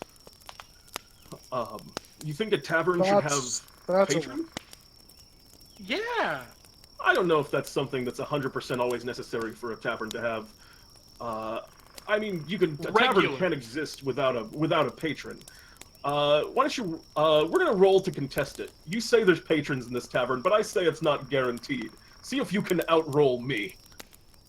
Okay, just a straight up D6 versus D6. This is just a battle, and if you have a manner in which you might attract patrons into this tavern, you may use one of your abilities to do so. But I don't think it's guaranteed that there's patrons in here. I can certainly much buy everyone free drinks with my affluence. I mean, that would Pete, be. can we all contribute to this? Yeah, absolutely. I think Okay. if you all have ideas about how you would make this tavern more attractive to patrons.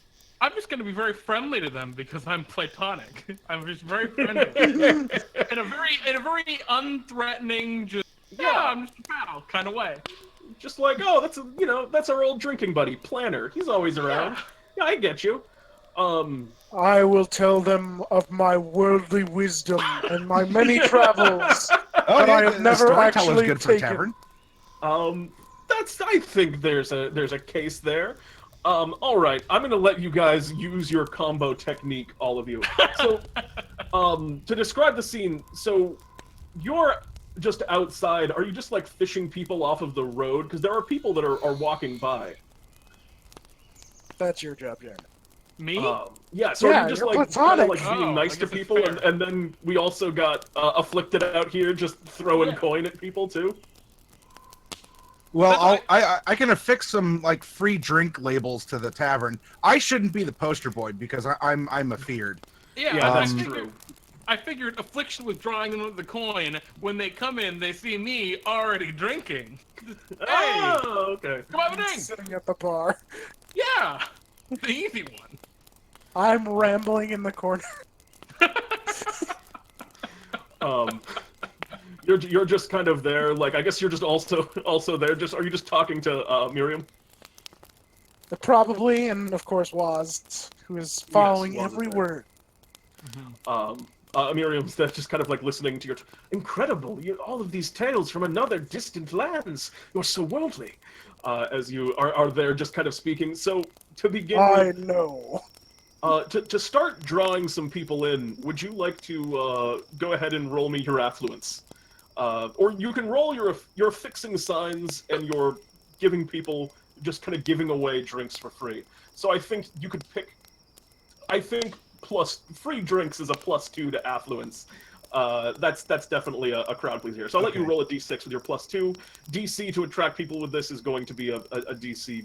It's not super hard. 3. You gotta roll not a 1. All right. Well, you say that, and yet I say tonight, this. I rolled a 5. You rolled a 5. That's a 7 total. So yeah, absolutely. As you're out there, kind of, starting to grease the wheels a little bit, some people start to kind of flood in and go in, and I imagine you guys have like taken the time to like take the chairs down and stuff, and make it look like a tavern. Yeah. Or do you guys just have it kind of as is? No, I know what a tavern should look like. Okay. Oh, What should a tavern look like? You gotta have chairs. You gotta have people. I think it needs one large, like, defining object, like a head mounted on the wall or something. Has to have someone tending bar. I would.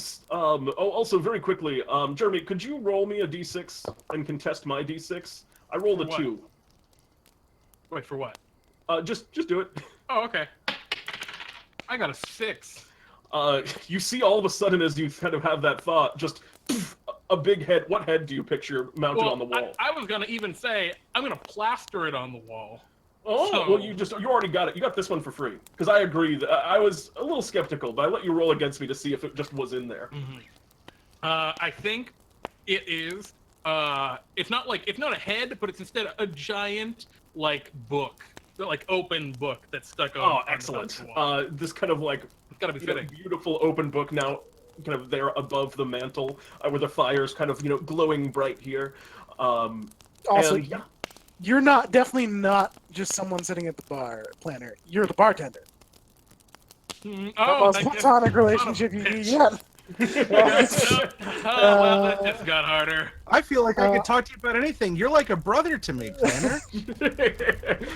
So, Of course, Not it's again. got to be well lit, except for that one corner where it's kind of darkly lit, and someone yeah. mysterious always sits back there.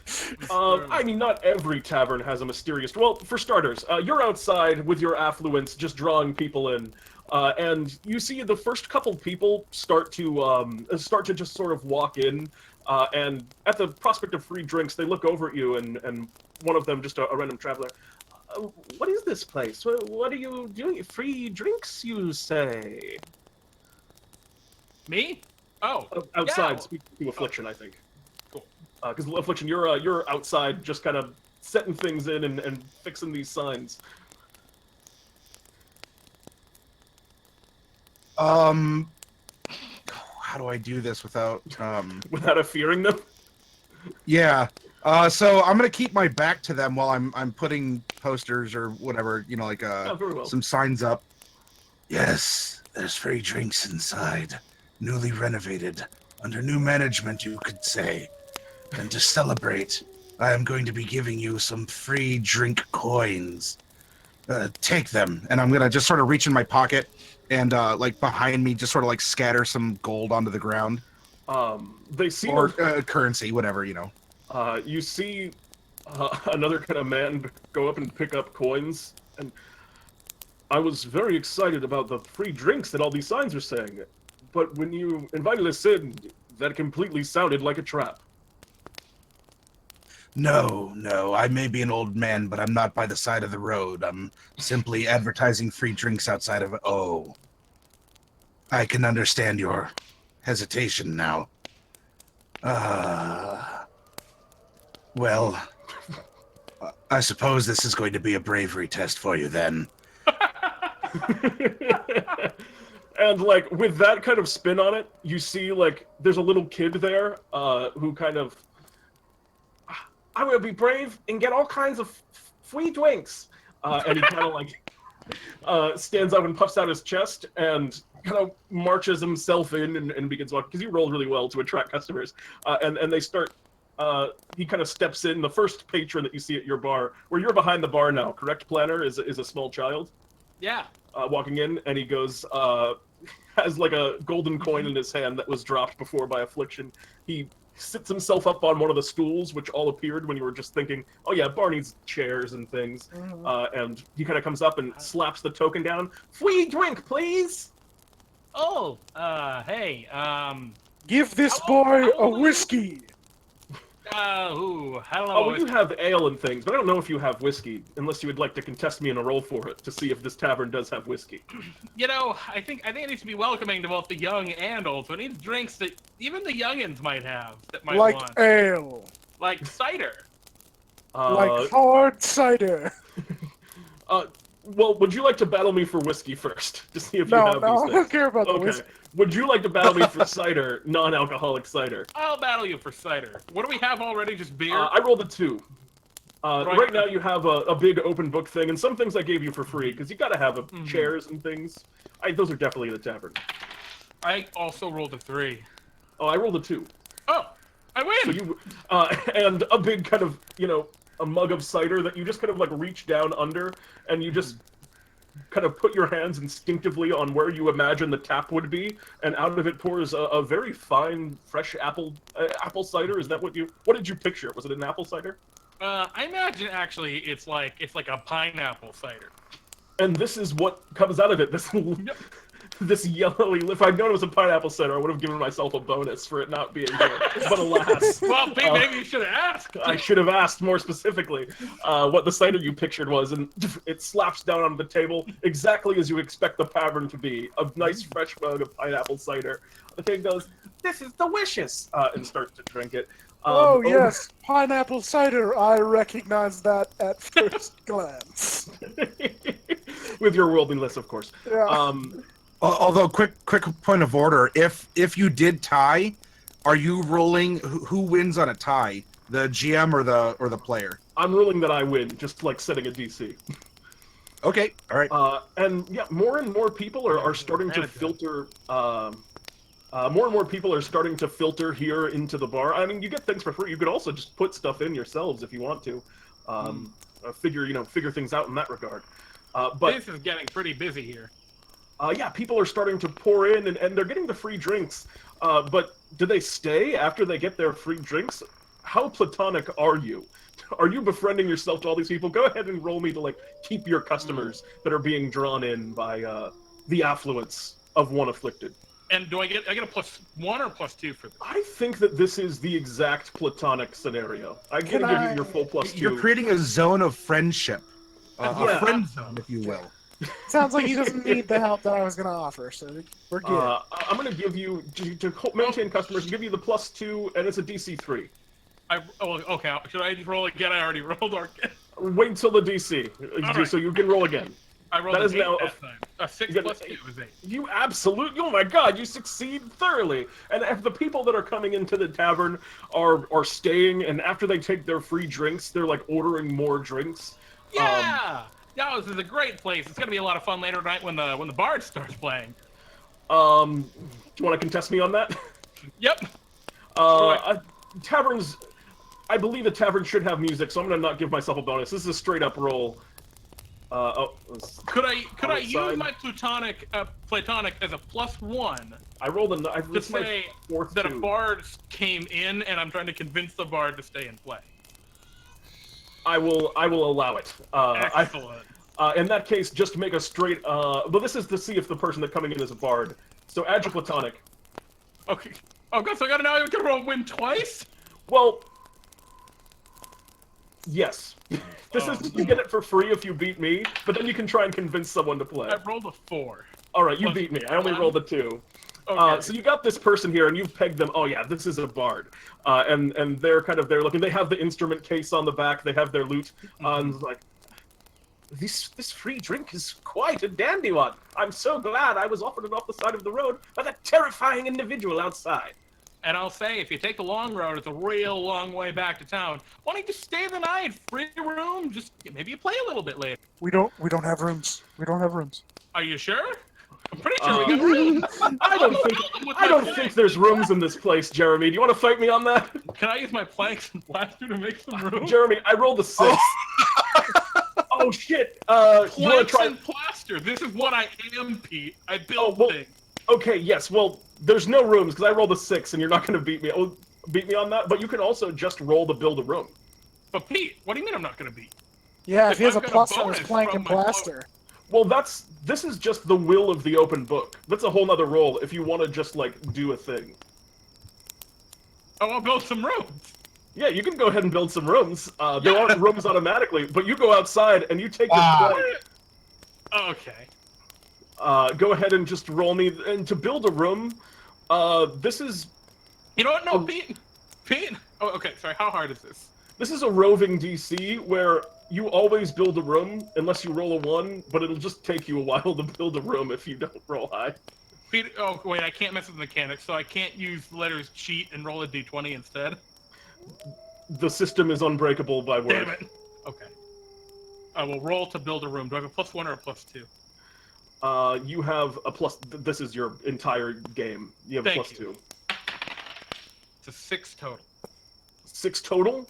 That's pretty quick. You begin kind of setting out the plaster. You go over and take your plank, and you're using it to kind of like put the plaster in place in strange ways. And you find your plank is almost like, when you're using it for construction, it's almost like mutable of form, where it'll be like the wall for a moment while you're throwing your plaster down, and you make yourself.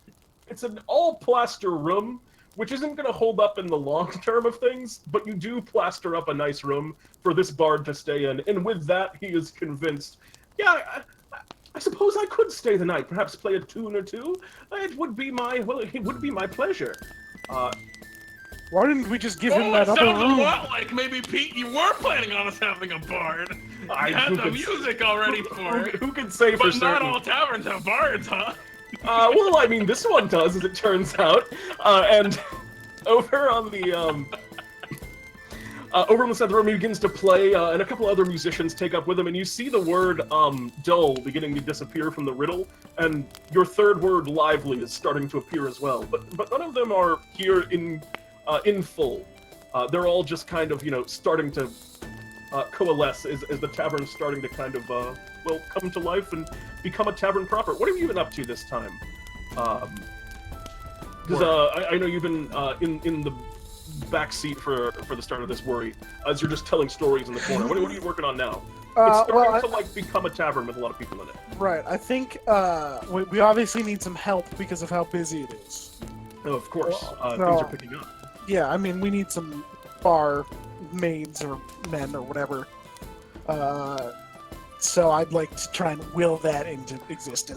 I mean, most taverns do have, barkeepers and barmaids and things like that. And I mean, you already have a barkeeper, so you don't need too much. I won't take a bonus. Is Miriam helping at all? Miriam and Webster, are they just sitting around? They've been just kind of looking around in wonder as this tavern just suddenly coalesces into a lively atmosphere.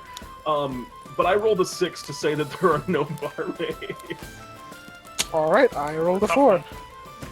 Yes, unfortunately, at this time, you're looking around, you're not getting any help just naturally in the tavern. You have a minion, put him to work. Yes. Waz, you must help these people.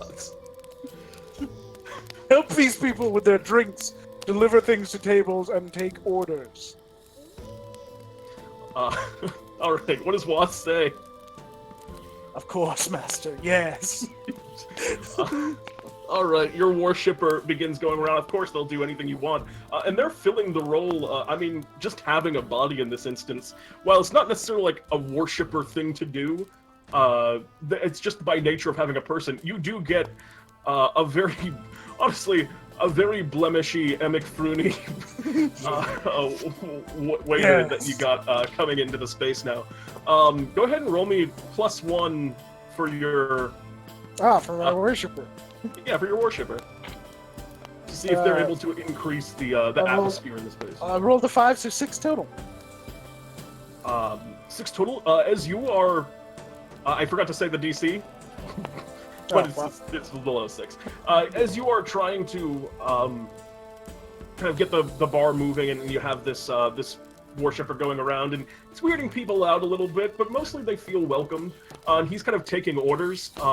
He goes over to you, the barkeep, as he's asking for orders planner, and he just goes, "They ordered soup."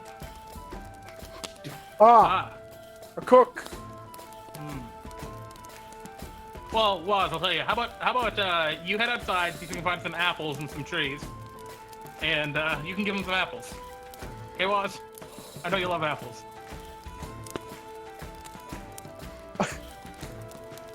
What does Waz do? Waz says no. Damn it! Waz should have a +2 to getting apples. Well, Waz refuses, but there are people that want soup. That didn't go so great for me in the past, sir. I did not get that. Got kind of pushed out of that job. All right. You take a point of negative inspiration. This is an excellent meta joke, Crowley. I disagree. I think you should have inspiration. If there were inspiration, I would have given it to you. But since there isn't, you get negative, non-existent inspiration. Okay, Pete, I would like to. What do I like to do? Yeah, and you Who's see asking for soup? there's a couple of people over that are up at the table. Looks like a family who've come into the place and sat down on one of the booths that has now appeared. And they're all drinking, you know, ales and things that you've already gotten them, or ciders or waters, which just kind of appeared naturally as you're envisioning the space. But they're just over there kind of like, they have forks and knives, which you don't even remember thinking that those were commonly in a tavern, but stuff just seems to be starting to coalesce. There's like torches in now, and the tavern, the word warm that's over the door in this tavern is starting to grow brighter and brighter. And the word cold is starting to completely vanish. It's getting close. In my worldly knowledge, I of course Same know thing of vacant, by the way. I've definitely met some excellent chefs in my time, and cooks know how to make soup. I would like. You've tried a lot of exotic foods. Yep. And of course, I know, you know, what needs to be in a chef in a tavern. What kind of chef you need in a tavern? It's a pretty low bar, frankly. You've had a lot of bar food in your travels. Yeah, I've had a lot of bar food in my travels. What are you trying to say? Tell me what you're trying to say. I'm trying to get a bonus to my worldly bonus to create a chef for this bar. All right. A cook, really. Let's not go chef. Let's say cook. I think it's a highbrow tavern, though. I'll grant you cook or chef, whichever you wish, but you are gonna have to beat me, and I will give you your +1 to worldly, I guess. I rolled a 1. I rolled a 6, so 7 total. What is the cook that appears, and what are they making? People want soup, so he's making stew though, like a meat stew or like a beef stew. A very fine beef stew. I imagine it's worldly and filled with exotic spice. Worldly, it's very warm. It's the kind of Middle Eastern inspired. Warms you inside and out. It's you know, it brings back the that feeling of mother's cooking, grandmother's cooking that I of course am familiar with in my worldliness, and even though I don't have a mother or grandmother, you know, yeah, I understand, and this is somehow when this family is over there eating the soup, they suddenly have, like, you see just a tear seems to come to their eyes as this cook comes out. I've prepared for you this delicious soup, and smacks it down on the table. He's not friend. What is he? What does he sound like? Tell me what kind of voice to do. Russian. I have prepared for you this delicious soup. And he smacks it onto the table. It is like his grandmother used to make. And he points over. And as they eat the soup, a tear seems to come to their eye. And you can tell in your worldly travels, they're remembering all of the fond memories that they've had and that they've shared, as this soup brings to mind the family and hearth. And you watch as the word cold completely disappears from the wall, and the word warm now ignites as bright as it can be along the wall. You've completed one aspect of this tavern, although the word dull is still the word dull is still pretty prominent. Lively has barely happened, and vacant's getting close. Vacant's getting close. I get a question. Well, just a real yeah, go ahead. Well, first, Maddie, did you have something you wanted That's to what I was gonna say. Is Affliction's been outside for a while. Yeah, I'm outside. I'm seeing if I can invoke a word with some of our letters here, or otherwise try and will back, because at least one of the gremlin nobility noticed the fact that I did leave coin behind as recompense, and if they're in the woods already, being an affluent person, sometimes you got to spend money to make money, and I would love for wealthy, influential patrons to come to the establishment and enjoy it, not just the common folk. And so I was looking to see how I could invoke them, and I was looking at some of the letters we have available, something like value, which would use some rarer ones. It would also use an A in our pool. Now, is it? It's a mix. Like the word has to be from every letter in the pool, or it draws on one letter in the pool. The word. We have to make the words using the letter, I think, right? Okay. Yeah. And it's either all the normal black letters or all the gold, or are they interchangeable? They are all or nothing on each. So you Okay. can make a Gold word letters out of become gold, part of and then you can use that word forever, or you can make a word out of the black letters, and then you get it for one roll. Okay. Then in this case, I would, if you two, well, if we can discuss this in the meta about. Yeah, you guys are. Okay. This is I'm a real liking it. thing that's happening in the world. You I guys would can, like our gremlin nobility to value this place. I mean, especially nobility, right? They're influential. They have a lot of coin to spend. They certainly could bring a lot of interesting times to this place. So if you're fine with it, I would like to use value to invoke our gremlin. They're kind of sore. Well, maybe they're sore at being wounded, but at least at me, and I'm the one who's actually outside, who's also still consistently giving money to people. So I would like to. I'd like to have them value us and return. I like it. I Yeah, like I'm it. cool with it. Now, Pete, is this a situation where the fact that we wronged the Gremlin nobles before is going to give you some sort of bonus? Ooh, good question. Is it going to affect the DC? Well, what you're doing is you're adding value to the tavern, and you're going to roll to essentially make the tavern have value. And what that brings will depend on kind of how you roll. You don't know, like, if value, because like the gremlins, they're not currently in sight. You don't know if that would necessarily like bring specifically them. Although I get your logic, and it's possible. But if we use, for example, the word posh value, if you want to make the tavern you want to make the tavern posh. would that bring in the wealthy people? One thing also, to be clear, is if you make the word value, it would be giving more of a sense of value to yourself to use, because it's not like you can't like necessarily like apply an adjective to something, so you would be like giving off an aura almost of value that would be bringing things in, as opposed to like affixing value to another thing, if that makes sense. Okay. So these are powering And us. with They black empower you in the words, same way like words that you already have empowered you. with black letters, it's only temporary. Well, You get a one-time. This gives you, and presumably you're doing it in a situation where you would get the +2 to the roll. So it's like a one-time +2 to that thing that you're trying to do. Okay. So, for example, we could do like jig and be able to like do a little jig real good. And you'd get an incredibly powerful +2 jig. And if we did posh, that would mean You we would- appear would to be posh. Be posh, and you might also Okay. have the same thing, attracting a posh crowd. Okay, so I think posh might be the word that would do what Maddie wants to do, which is bring in the wealthy, like upper. And attract that kind of class of Well, life. yes, but posh would also exclude a lot of the common folk that are just here to enjoy themselves. So value is something that everyone has in different degrees. Or we can make it a dive. Make it divey. So I get the mechanics, and we could make it a posh bar.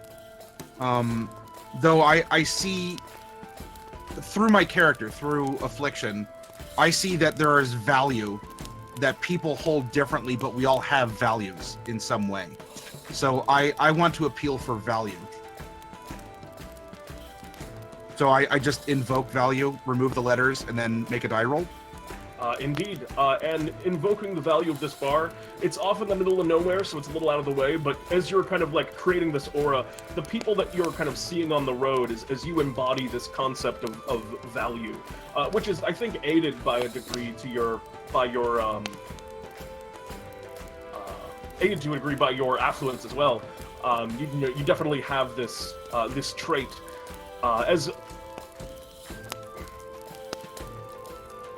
as you have value, because this is like a noun that you're creating. Yeah, okay.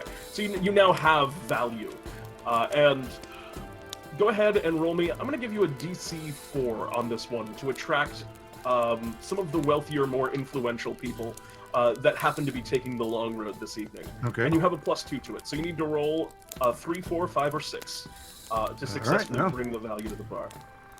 Here we go. I rolled a 2.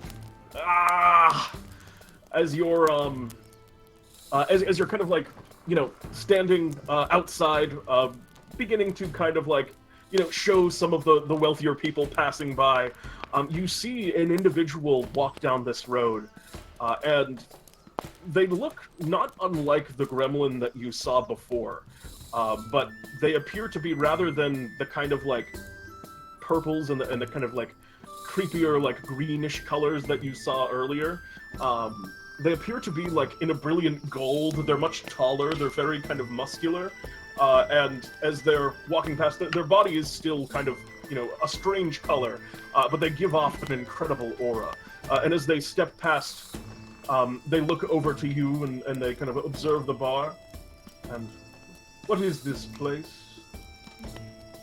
This is an old tavern by another knight of Alphabatia. We are bringing it back to life, and you are welcome. Here, enjoy a free drink. Bing! And you kind of flip the coin to them, and they look at the coin for a moment. I am not certain this place is worthy of A. And they kind of take the coin and toss it aside and continue along down the road, not paying heed. But one thing that you may have been what you were going for, but that I would call a negative side effect, is now kind of like peeking out of the woods, watching this place.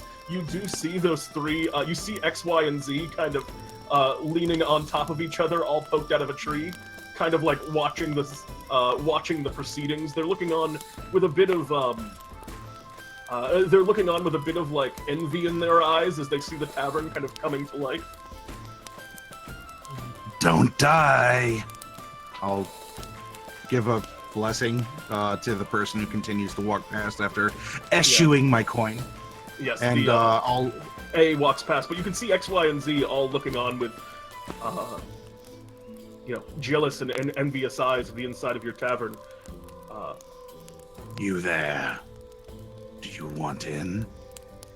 And X kind of like pops out from behind the tree and tries to like puff themselves out a bit, like they weren't just standing outside.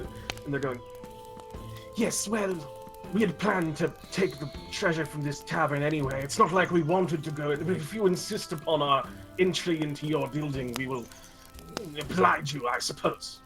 And Y kind of goes, "Yeah, it looks really nice." And X kind of slaps him and he goes, "Yeah, I guess we could come in." And they start kind of like ambling forward in their little kind of like gremlin-y forms as they walk up towards the door. Hold on before you go in. Let me affix something special to you. And I want to affix a little like VIP badge to each of the three of them. And they kind of look down and they seem like you see Z kind of goes, These are the letters of the elites. We don't want." And X kind of goes, "Silence. They have meaning. They have meaning when they are together. Yes, we will take your VIP badges." And kind of takes them, and they all kind of step in, a little bit like nervous, but trying to look confident as they walk into the tavern as well. Guys, be cool. And as they walk in, you watch as a few people actually kind of like look at these like, "Oh, it's these guys," and a couple of people actually exit as these characters walk in. The tavern becomes slightly less full. Oh no! Hot potato over to planner. As these guys walk in. This is a hard one.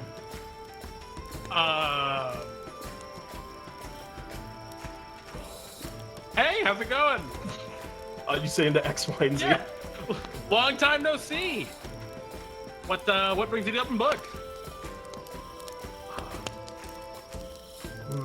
And the X kind of thinks for a while. Oh, I see you got the VIP badges. We're still looking for, of course, your questing treasure. We haven't given up on it, you know, but it also seems welcoming in here. Well, I mean, you got the VIP badges too. Here, let me show you into our other room. I want to build another room. With your previous room roll, you have another room already. I won't make you yes, go excellent. Yeah, this you is added an arbitrary number of rooms to this building. Nobles, like, you don't have to, interact with the rabble. Here, you stay in here and just ring this bell that I have. Absolutely, if you need anything. You see Z kind of walks in and goes, this just looks sort of like is this just all plaster? This isn't nice. It's like really warm and light out there, and this is just a plaster cube. You see X kind of again smacks this one and goes, this is the VIP room. You'll be in here. Be quiet. We don't want to look like fools. Yes, we'll ring the bell if you need anything. He immediately rings the bell. Yeah, what do you need? Bring us accommodations befitting our status. Amenities. Very good. I could get used to this. And he kind of smiles and sits down in the room, which has no chairs or anything. It's just a plaster cube affixed to the building. It's got a door going into it. Cool. I want to bar the door with my plank. I'm going to say that this is a trivial thing for your plank to do, but while it's barring the door, you won't be able to use it for other things. So you would automatically succeed, but no, your I won't do will be that then. Instead, I will go over to Worry. Worry, it looks like Affliction brought in those 3 gremlins. They wanted accommodations befitting whatever. I guess they're VIPs. VIP. Yeah. Very important person. Yeah. Yes. Very I'm well. kind of at a loss here. I will deal with them. I walk into the room. And as you've now kind of cordoned them off a little bit, you see some of the people that were flowing out are kind of coming back in, and the full tag is almost completely lit up. The only thing that you seem to be missing at this point is the tavern isn't quite lively enough, according to the door. I got an easy one. I punch a guy. I'm gonna start a bar fight. You're just gonna smack someone and try and instigate a fight? Yep. This is a roll a d6. I got a 4. Oh wait, I forgot to say the DC! You told me to roll it! This is true. For me this time. But Jeremy, all right, I'll give it to you. I would have put a 3 on it to start a fight with this person. Thank you. There's going to be a slight consequence though, as you smack this person in the face. You see they kind of turn around and go, "Hey!" and smack you back in the face. Oh, my bruises! Yeah, your bruises, which are already bruised, become more bruised. You're getting very bruised at this point. As you take another kind of meaty blow. Well, I think I get battered this time, so now I'm both bruised and battered. Oh, you're he's of still course. only battered. You are both of those words. You're bordering on upgrading yourself to like pummeled, but you don't want to be pummeled. The next step is dead. You take a blow to the face and kind of stagger to the side, and you see around the space more people kind of like, all right, this is the kind of thing you do in a bar, and a lot of them just start like throwing. A lot of them just start kind of throwing blows, and the tavern becomes suddenly significantly more lively. The bards begin to like pick up the tune a little bit. Oh, my apologies. All right, there we go. That's better. I was afraid you were gonna blow out the stream. My apologies. Yeah, big punches and haymakers start swinging around. What have you been up to? You've been, or you said you were going to deal with these nobles, were you? Yes. What do you wish to do? Hello, gentlemen. Yes. We were promised accommodations and amenities. Yes, here is ale and stew. Y kind of calls out, I wanted yak's milk. You wanted yak's milk. Yak's milk. Yak's milk. It helps me remember that I'm not a vowel anymore. Or forget, rather. The air will do that too. If you say so, and he starts drinking some of the ale, and they're all, they're satisfied by these things. They seem like temporarily placated by the soup and drink that you give to them. Yes, yes. Eat and drink as much as you like. I will sit here and chat with you. Oh, you're gonna hang out with them and tell them tales, worldly tales? Yes. All right, roll me your world. This is now finally you're rolling for your worldly tales. I think this is actually your +2 to worldly. This That's seems fair. like the thing that you can do when you're worldly is talk about things that you've done. Yes. So go ahead and roll me a +2 in worldly. What's my DC? That's an excellent question that I'm glad that you asked. This is a DC 4 because they're a little bit rowdy. So you need yourself a 3 or higher on your dice. Well, I didn't get that. Oof.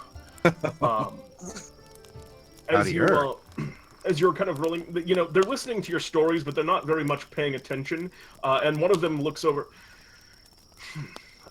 All right, we've had enough of the VIP room. I wish to dance. Hold on. I want to try something here. Can I use a word to try that again? Can I redo it? Oh, you want to give it one more shot? Oh, you're Absolutely. gonna use 2 vowels on that, huh? Well, we've already. Yeah. Yeah, alright. Go for it.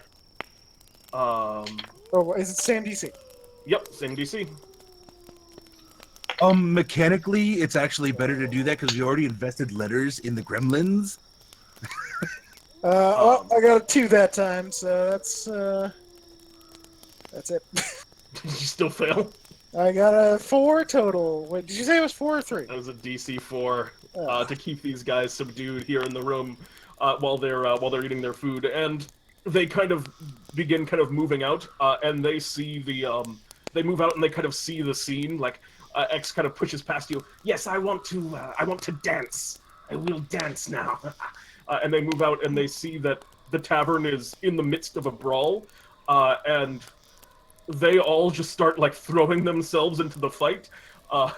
You see the tavern becomes extremely lively all of a sudden as these people are kind of vicious. You see them clawing at people and grabbing onto them. One of them goes around someone's neck and starts almost choking them, and they're starting to kind of hurt people. So as the tavern becomes incredibly lively, and it seems to be also maxed out on full. It's perfect in those regards suddenly, but it becomes a touch less warm than it was before.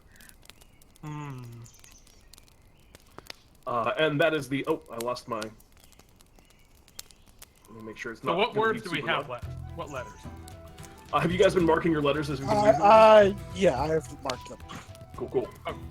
So is it up to date now? Yes. Yeah. Okay. Okay, we can't cow them. Well, we don't have an O, so We don't have an O? I used Oh, it. you redo. You did redo. Yeah. Are you out of... Are you guys out of vowels? No, we Yeah. got 2. Well, we have I and Y, which Y is only a kind of a value.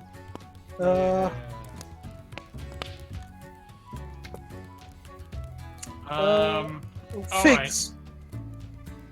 We're gonna offer them figs. Okay. I think at this point, seeing it's getting a little rowdy, being the barkeeper, I'm gonna have to ask them to calm down a little bit. You're just gonna... Hey, look, you're really gonna have to, man, you're getting a little rowdy. You're gonna have to cool it a little bit. All right, Are you trying to perhaps fix the situation? You know, one might say I'm trying to fix the situation. Are you consuming the appropriate letters to do so? I think that I am. Yeah. Very well. I will mark those down. Thank you. You Good one there. you fix the situation, and I mean it's a +2. You're trying to fix the situation. Well, wait a minute. Alternatively, we could use milk. Oh no, we don't have an L. Never mind. Then we could give him his yak's milk. But okay, we'll fix the situation. All right. You choose to try and fix the situation. Go ahead and roll me a This is going to be a DC. I'm writing. They're a little bit out of their comfort zone and waiting to be told wrong. I think you're just not gonna not roll a 1. DC 3. 5. A 5. Total? +2, 7. Oh, Jesus, you fixed the hell out of the situation. You just go over and kind of, you know, what Like, do you hey say? guys, cool it. Z's in the middle of, like I said, like choking someone out, and they kind of go, "What? We're just in the bar fight." Yeah, but you see, you're using your claws and things. Bar fights are meant to be fun. Just cool ways to let some stuff out. You see, let it out. As Rather than someone like actually harming comedically, people. someone kind of comedically hits someone with a chair, which doesn't seem to do a lot of damage. The chair just like kind of breaks over them because that's how the chairs in taverns are, which you guys of course know, and that's how this tavern is. Yeah, But when you get to the point where you're smashing the bottle and threatening them with the bottle, that's the problem. And I see you've got a bottle right there. You've got to take it just a little bit too far, bud. And as they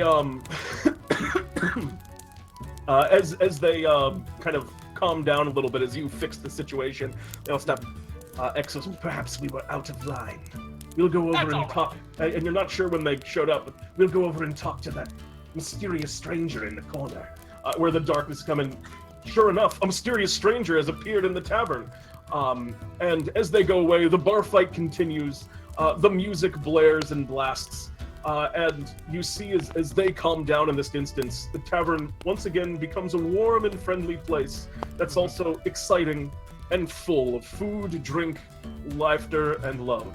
And you watch as those 3 barred words of cold, dull, and vacant all sort of disappear from the door, and then all of a sudden all of the text upon the door seems to fade away, and a bunch of golden letters just kind of fall out onto the ground.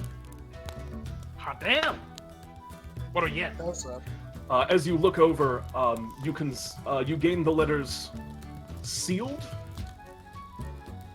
and gratitude.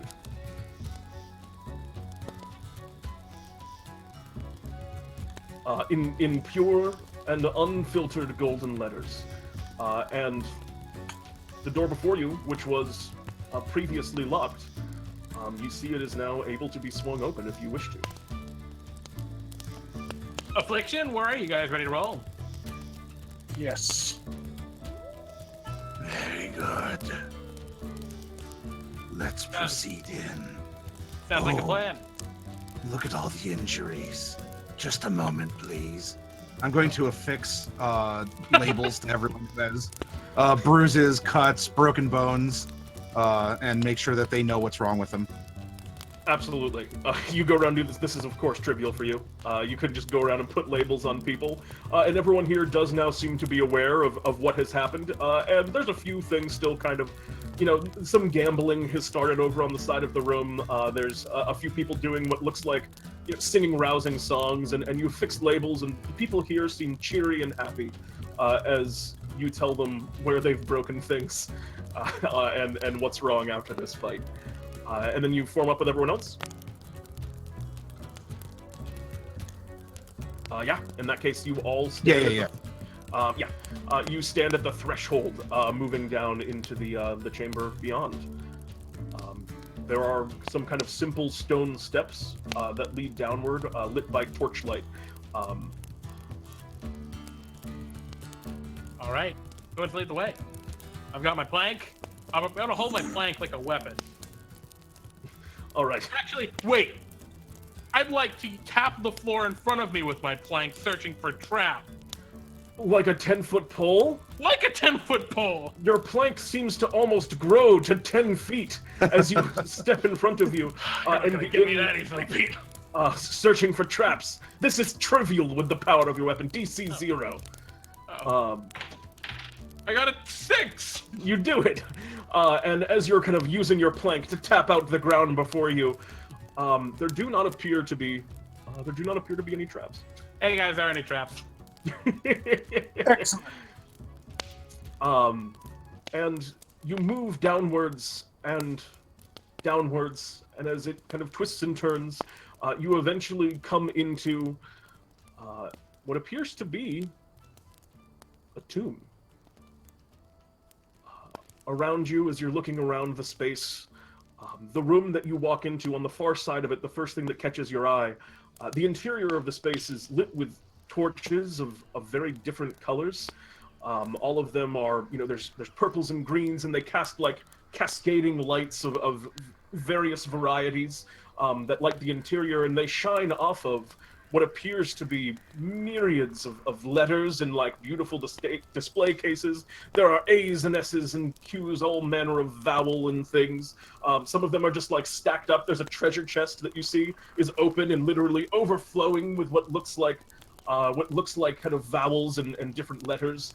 And the decorations in here are decidedly fitting of the term tawdry, as it's very kind of like gaudy, and like the curtains that are like along the walls are like depicting, they seem to be depicting like they aren't real tapestries. Yes, they're very what's the term that I'm looking for? They're very lusty tapestries that are hung up along the walls around here.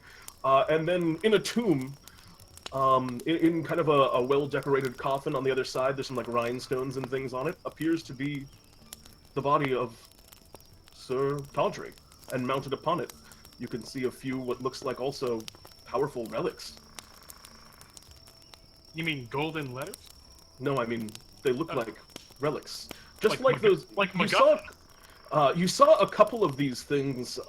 You saw a couple of these things earlier when that guy's scam opened his coat, and some of the stuff was shining with gold. But you see 3 items here that seem to be shining with gold. Golden light that are affixed above the tomb. One of them looks like. Sorry, go ahead. Sorry, one of them looks to be almost like futuristic. It looks like a gun of some kind. Like a laser gun. Next to it, you can see what looks like a very beautifully and well-made pike, as well as alongside of a ring. The ring is very kind of simple, and it seems to like kind of swirl around in a pattern almost like the symbols that you saw along the wall in the chamber that you first entered. Mobius-like. All right. And I've discerned there are no traps.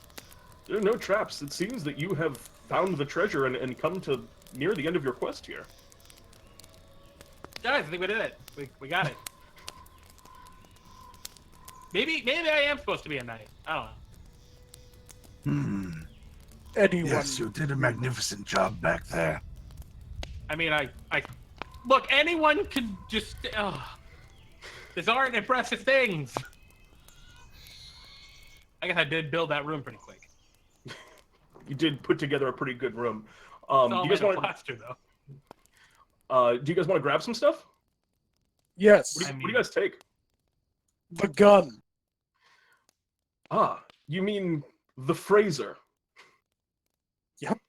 That's You've what I taken- mean. As Are soon we as you supposed to pick it bring up, these back? the relics are yours. The letters are the kingdoms. Oh, gotcha. Yeah. As soon as you kind of pick it up, you come to instantly know you can fire the Fraser at an object. You can fire the Fraser at a noun and put an adjective in front of it, changing that noun, creating a brief phrase. My God. Ooh. Such incredible power. Of course, you have to have the letters for the adjective that you fire. You can see a spot where you load them in, and it's just like a piece of paper that you could almost like write on where you load it into the barrel. There's a pike and a ring if any of you are interested. Well, Planner, you're used to handling wooden objects. Would you like the pike? sure. I'll grab that. Presuming we're talking the weapon and not the fish. I mean, the ring's pretty, it's pretty fancy anyway. It should go for you, Affliction, with all the affluence. Thank you. You can never have too much. Planner- I feel like it gets to some people's. Anyway, go ahead. Planner, you pick up the like pike. You The thesaurus stuff. when you create a noun, you can add like or the letter Y or the word ish to the end of it without expending any letters to make it into an adjective. My God. You want that ring? I shall take the ring for myself. You have the Ring of Re. which means when you use a word, you can store it in the ring as a re, and then reuse that word without expending letters with the word re and with the prefix re in front of it. And as you claim these 3 relics, behind you, a voice kind of calls out, "You've fallen directly into our trap. You've led us straight to the treasure."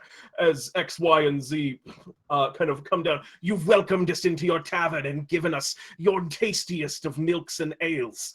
But now You didn't we have will any claim milk." this for ours." Y kind of speaks up. "I'm going to be a Val. When I get all these, I'll be a Val, not sometimes, but always." And Z kind of speaks up. "I'm going to move myself to the beginning of the alphabet." And they are all menacing. And X says, "Why don't all of you drop those relics right where they stand? And we'll take all of this and leave, and you can go back to your kingdom or whatever and tell them you failed in your quest." Quick question, Pete. So Yes. these letters, they are subjects of the king, correct? Yes. So if I threatened to rat them out to the king, would that have any value at all? You can talk to him and like find out a little bit. No. Hey, I think we have to fight these guys. Like, we actually have to do night battle stuff. Okay. Can we use these letters? You have That could be a letters. problem? You got. No, I mean, like, can we use the letters stored here at all? Oh, there's a bunch of those. They kind of seem to be implying the king wants you to bring all those back, but I mean, do what you got to do. Right. So, with that, they kind of menace and are seeming to be attempting to intimidate you out of here as they kind of come back upon the scene. Have we gathered the letters, or are they just sort of like spilled all over? The letters are all over the place, kind of spilled across the floor, kind of pouring out of chests. You're gonna have to probably have figured something out to get these back ultimately. So they're scattered about. Now, this phaser, do I have to use letters like the letters that like from our pool to use the phaser? To do Yeah, you have to that? load. You have to load your letters into the Fraser. And Okay. the Fraser. Yes, Don't the get it phaser. twisted. Yes. Okay. Okay.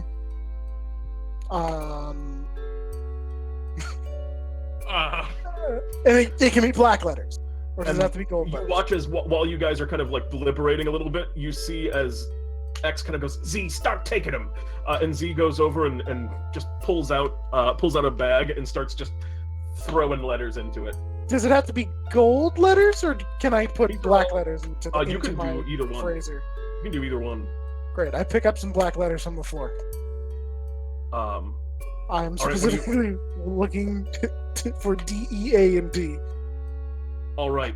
In that case, as you're kind of taking action while these people are acting, we are not directly in initiative, but we're basically in initiative, which means you guys tell me what's happening, and all of you basically get to be doing one thing. So you start collecting letters, you go around and start picking things up. It's trivial to do this, but you can actually, because you're searching a little bit, if you have a thing that would make you good at searching, you can apply that here.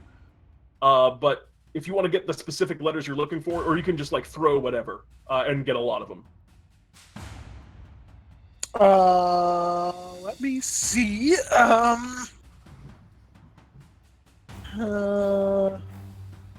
Now, these gremlins we're battling, they're gremlins? They're not like people? Well, they're letters, which is a thing in the canon of this world that you haven't quite wrapped your head around yet. I would... Oh, no. I'm stuck. I would like to be like, oh, you know what I'm gonna do? I would like to run over to them and be like, yeah, I'm with you the whole time, and I'm going to adopt a guise from our gold letter. Oh shit! You gained Haha, guys. we fooled them. What is the definition of guys? So, hold on a second. Because A now guise? you permanently have a guise. I have an external form, appearance, or manner of presentation, typically concealing the true value of something. So you're putting a guise over you, Exactly. which you're concealing the true value of yourself by looking like one of them? Is that what you're It's doing? me, your cousin, Zed. I've been with you the whole time, tricking these fools. Go ahead and roll me guise, and you gain a +2, as this is the definition of a guise. Thank you, by the way, from Kill Black Talent in the chat for the Zed idea. Oh no, it's a 1! Jeremy, I did not ask you for a DC yet, so you get to re-roll. Good. The DC on this guise is... This is not an easy guise, though. It is a 5, guys. I did not mean to... Burgers and fries? Burgers I and didn't mean that. fries. I didn't mean that. A 4, but with my +2, it's a 6. You barely succeed. As you... as you kind of lean down, X looks at you. Brother in arms, I did not realize you were lost. We will overturn the hierarchy of the alphabet yet. Join us, take the letters, and we'll flee here. We'll obtain great power. As he seems to now 100% be convinced that you are one of them. I don't know if this helps, actually. I don't know if it helps you, but it's true, and that's the situation. What are you doing as this starts happening, Affliction? Are you fooled by the guise of your? I mean, you guys can choose that. Probably not. I mean, he's another one of us. And there was only 3, and of all of us, I've been interacting with these 3 pretty heartily, especially because with them coming downstairs and mwahahaing, looking at the gold letters that remain from disguise, I would like to pick up ID. Ooh. The part of the mind in which innate impulses and primary process are manifest. I want to become id, and I want to invoke my afearedness and this primal flee, get out of here. As I look to them, you, after all I have done for you, I walk amongst you as a knight of Alphabatia, and after all your hijinks, you dare come down here. Rah! Absolutely. Go ahead and what is the intent of your action here? Are you just trying to fear them away? Yeah, I want to scare them off, and so we can gather the stuff and get out of here. Go ahead and roll me fear, and with this primal side that you're showing, I'm gonna let the DC go down rather than just scaring them. I think this is a DC. This is only a DC 4. And you have your full +2 in the situation. So you're looking for a 3 or better. It's so intense. Okay, here we go. I rolled a 1. No! The resolve is as of yet unshaken. And while this is happening, the way the situation worsens at this time is they're just continuing to pour letters and stuff into their bags, and they're putting together a pretty good collection. You, meanwhile, while this was happening, this was your first action, but we never rolled for it. You're collecting letters. Yes. Are you trying to collect specific letters? How would it work if I wasn't? If you weren't, I would let you roll. Oh, good to know. Sorry about that. You would roll for I'd just let you roll a few D26s to see what you end up with. I'll look for specific letters. Okay. What are you looking for? DEAD. Oh, jeez. Oh, jeez. You search around for DEAD. Go ahead and roll me a search. Those are pretty common letters in terms of, vowels are rare, but they're also, there's a lot of them in this space. So go ahead and roll me a search 2, DC 2. You have no particular bonus that I don't? No, unless my worshiper can help me look. Yeah, you know what? I will allow it. Good An extra set of eyes. I think that's a fair point.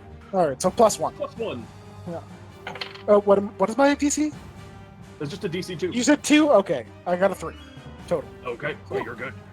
You begin looking around and trying to find some letters, and between you and your worshipper, Wozniak, you get yourself 4 letters, the letters D, E, A, and D. But that's this round.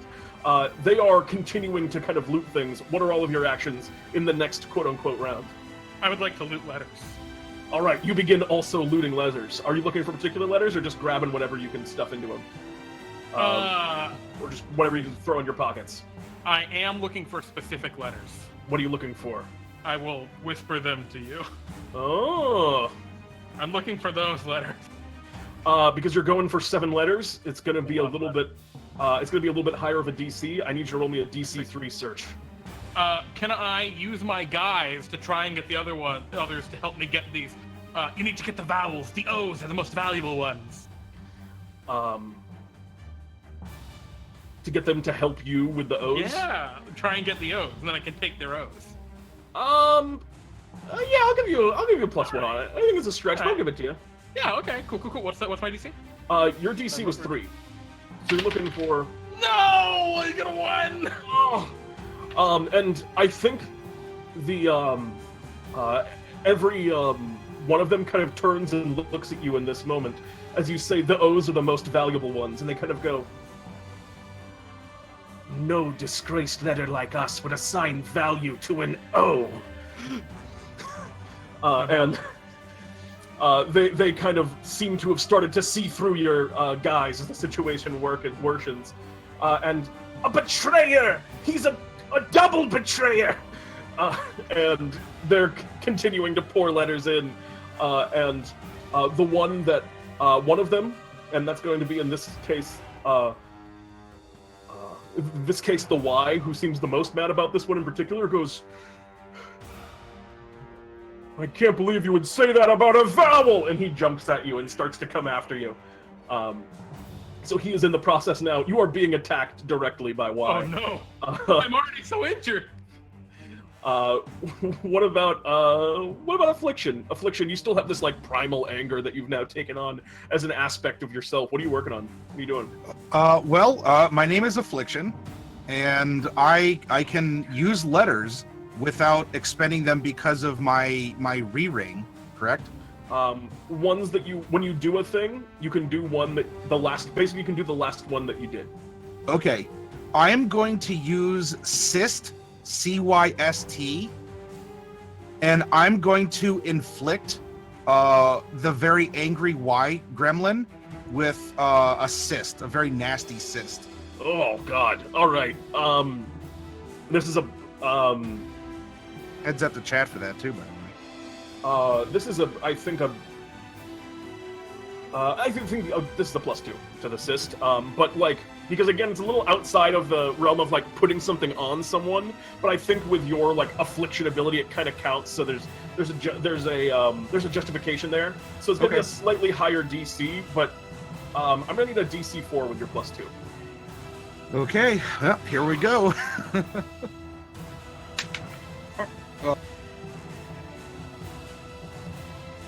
What do you got? I'll tell you when I get it off the floor. Oh. Classic, right? Yep. It probably rolled like underneath my desk. Oh, hang on. Is this it? This Oh, might no. be it. Oh no! Got it. All right. What do we have? I rolled a 2, so that's a 4. As you go and kind of try to inflict the cyst, you see instead, as you kind of conjure it, the noun that you summon, which you were trying to apply to someone else, it begins to apply to you as a terrible cyst begins to grow upon your own body, as you feel like a pain and like there's some oozing. It's entirely unpleasant affliction. Meanwhile, on the other side of the space, bad luck. Worry, you've collected 4 very provocative letters. While you were gathering letters, by the way, you got attacked, but you did manage to get a couple letters. You got yourself, we'll say your first 3. Earlier, you planner. Oh, You got your first 3 letters while you were doing that because you didn't like not get anything in that time frame. Cool. I wasn't sure you were talking to me. Yeah, sorry about that. Brain dumb. So yes, worry. You have. yes. And these are regular letters, not gold letters? These are regular letters.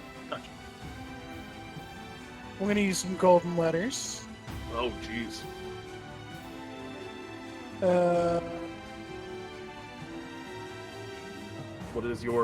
What new power are you bestowing upon yourself with these golden letters? I can Whoop. deal.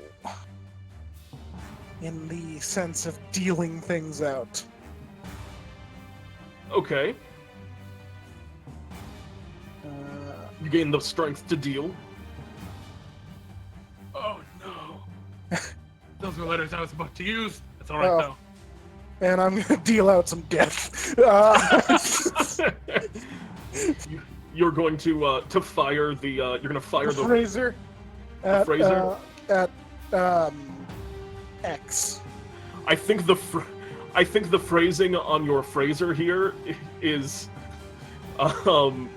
like deal out some death. I think is a +1 deal, not a +2 deal. But Would it be +2 to wound?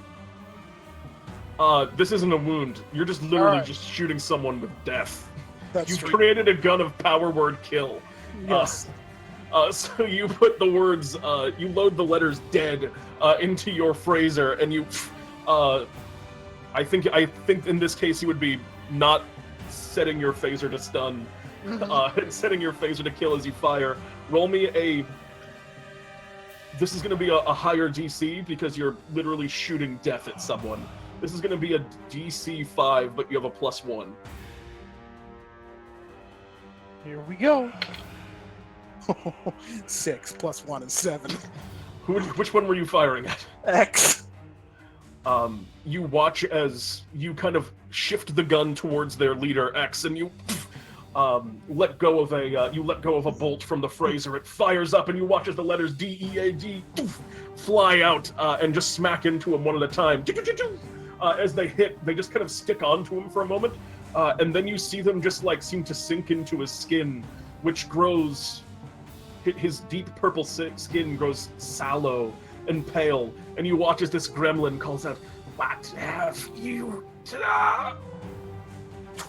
and falls over, now dead. In this moment, you watch as Z and Y both kind of look at each other, and then they kind of both look at you, and they both let out like primal screams of anger as X has been taken down. They are infuriated by the death of their noble friend. Yep. And currently, that one is. Currently, though, Y is still kind of toppled on top of you. You're in a little bit of a tough situation. Planner, Oh no! what do you want to do? Oh no! Okay, he's on top of me, trying to murder me. He's trying to murder you. You're in a situation where you kind of have to like deal with him, or you'll start to get murdered. Oh jeez. Okay. You can do things that you don't have a word for. You just. It's Oh, hard. I know. Just to be clear.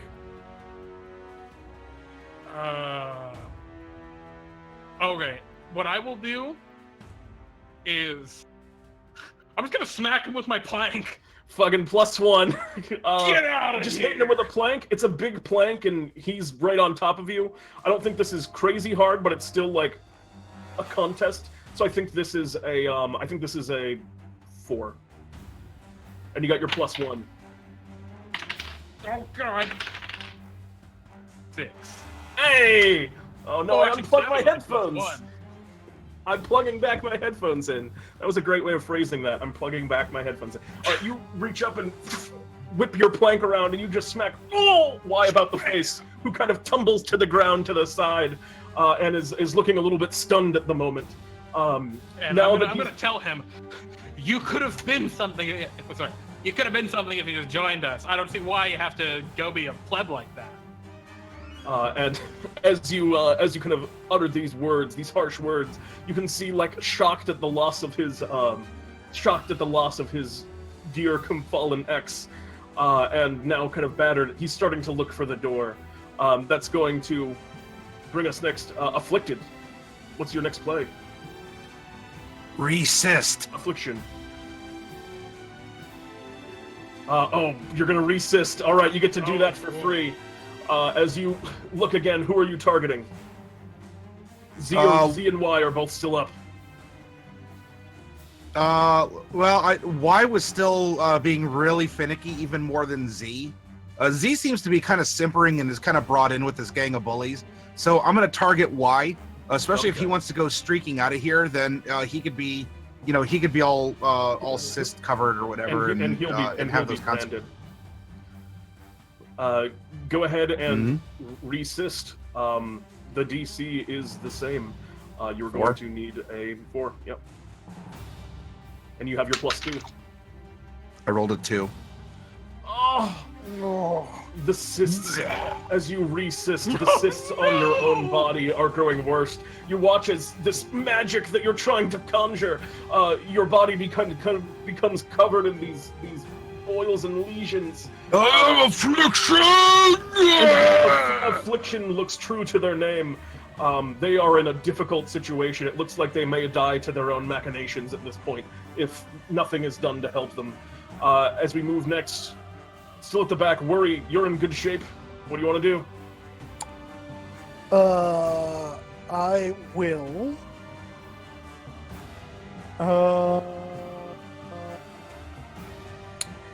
So why is, or who's checking out? Z?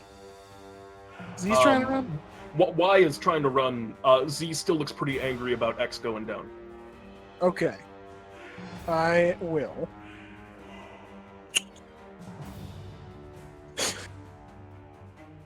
Anyone have a problem with me using some more gold letters? Have fun. Go for it. Alright. Now is the time. I don't know if is there a way I can use these gold letters to help you? Affliction. Gotta make a call though. Quick. Alright, well, I will have what I'm gonna have summon Protect Affliction then. I'm gonna use the letters to make a noun. I'm gonna make tigers. Alright. You watch as, just kind of conjuring in the air, what do your tigers look like? They're both white tigers. 2 beautiful white tigers, no better a companion for so worldly a being, kind of whip up and kind of coil around and let out kind of a low growl as they move into space. You watch as Z and Y both are looking pretty intimidated by these 2 beasts that are now kind of flanking either side of you. And what you're saying, you're going to go have them kind of just stand over and like protect Affliction? Yeah. Okay, and they go over and they begin kind of standing guard, which you'll roll in such a situation that Affliction is targeted, but I think just intimidating them to a different target is trivial in this nature. You don't have to roll for that. Oh shit, someone made a good point, I thought in the chat. Alright, well, I'm gonna look for letters, if I can, in the black letters. Alright, in that case, the turn now passes to you, Planner.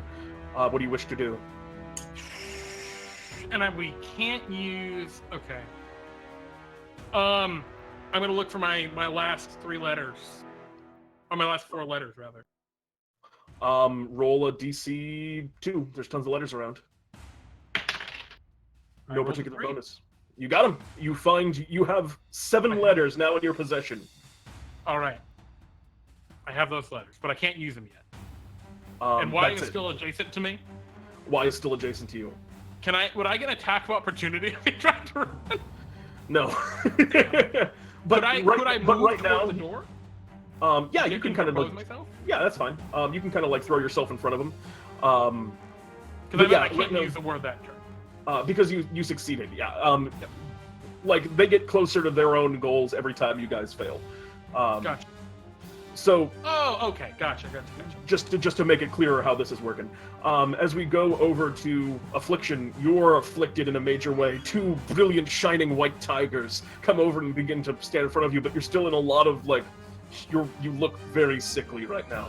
What do you wish to do, Affliction? Well, I'm looking really gnarly. You're looking really gnarly. I'll go back to my afeared. I'm looking super messed up. Oh yeah. We have tigers. All this. I'm not like trying to scare them to death, but I certainly, this is. I want to put the fear of whatever, the king, the law, a deity, their own life. I just want the fear of Run-On and of the Knights of Alphabisha. Yes. I'm thank you. The fear of Run-On into him. Yes. So. Yeah, go ahead and roll fear and +2. Because this is I think a lower DC too, because you are completely covered in lesions. And so, like I said, circumstantial things might lower DCs. I think this is just a DC 3 to scare them with this terrible form that you have. Although if you fail, it's going to be rough that your lesions have gone untreated. Can I fail a 3? If I get a 1 and I have a 2, then it's a guaranteed success. Then it's a match. You have to beat. Oh, that's right. Yeah, I have to beat. Okay. Yeah, that's why you've been matching like almost every time. Yeah. All right. Well, let's give it a go here. I'll put some makeup on. Hang on. Run! I am the flex. Roll it away. That's a 4 on the die. Oh yeah. All right. So you just this mass of cysts. I just saw on the stream. This terrible mass of cysts just kind of leans up over these tigers. You watch as Z immediately just kind of turns tail and looks over. Sorry, why? I'll come back for you someday. And they kind of turn around and carrying what letters they have already taken, turn and just run out of this place terrified of Affliction's visage. Only Y remains at this point. X's body littered upon the ground. As we move next, you worry. The turn is yours. All right. I'd like to find letters and. Worry, go after them. I've got you. Oh, I was gonna try and heal. Oh, maybe do that actually. No, I still have that. We're good. You're gonna heal Affliction? All right. I will go after Z. All right. Oh, you mean? Oh, you pursue Z out of the room? You can't let him get away, Pete. Yeah, I can't let him get away. All right, you run up the stairs, and Z is kind of fast running, carrying away what loot they have already taken. As you run up the stairs, pursuing Z, what do you do? I will. Or how do you pursue? Like, how do you catch them? Was I able to scoop up some letters? No. Not unless you're, like, actively trying to do that. Okay. That would be around, though, and they would get further away. Then, alright, what am I? Let's see. I will... Well, I'm gonna send a tiger after him. One of the tigers. I think a tiger is faster than a person. You'll gain... It's a +1, because there's a lot of... Tiger's another one of those... There's a lot of situations which tigers get. But also, it's a low DC. Tigers? This is a low DC. This is a DC 3, I think. Okay. Wait, did you make the word tigers? He made the word tigers. Oh my god. I admit, He has I tigers. like, where did he get the tigers? He's got tigers now. He's got golden tigers. I heard you get the tigers, but I didn't realize you made tigers. Them's are forever tigers. Yeah. Alright, so let's see. Tiger going after him. It got 6 or 7. What happens to Z when the tiger arrives? I think we know what happens. This guy, what's the word? Who's those guys in Vegas? Oh, what are their names? Oh, jeez, I know what you're talking about. Siegfried and Roy. Yeah, he roys him. Oh no! And as the tiger kind of reaches the top of the stairs, the scene in the tavern is definitely no longer warm, although it is very lively. As the tiger reaches the top in pursuit. And as Y's kind of down there in the space, looking after, seeing the tiger kind of chasing after, they're looking like scared, angry. A lot of negative emotions are flashing on the face of Y, who's, curse you guys! We just wanted to make a better way in the world! And the turn is now yours. The turn is now yours, Planner. What do you wish to do? I'm gonna look at him and say, "You made one mistake. As plain and boring as simple as I am, I'm still an adventurer, just like these two. And adventurers ruin the lives of normal people. By our powers combined, we are the Knights of Alphabatia, and I would like to cast Voltron and combine us." Jeremy has collected the letters to Voltron. Who are you combining with? Well, if all of you want, I was thinking we combine as like a big group. We like Megazord. We Power Rangers this. Well, My we've question got is, are you guys... In this instance, I'm going to take a D&D 5e mechanic and ask you, Affliction, and you, Worry, are you willing creatures?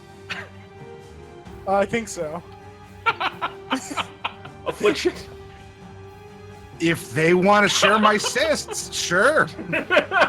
We'll fix that When we up. share the cysts, they aren't as bad because there's more space for them. This is what Voltron does, so this is trivial. This is a trivial roll. Go ahead and tell me what this Voltron looks like when you're all done. You can all tell me what this Well, thing I think is. we have I tiger cannot- legs, right? Tiger legs or tiger arms? Ooh. I think tiger arms. Okay. Tiger arms are cooler. I'll be the legs, just normal human legs. Okay. You're And covered then in completely covered in cysts. Well, who's on my shoulder? I think the cysts go on the top. Because I think you go in the middle and you're holding onto the tigers. Yeah. That makes sense. With the Affliction, help- are with the you help of you're the Ross. head of Voltron.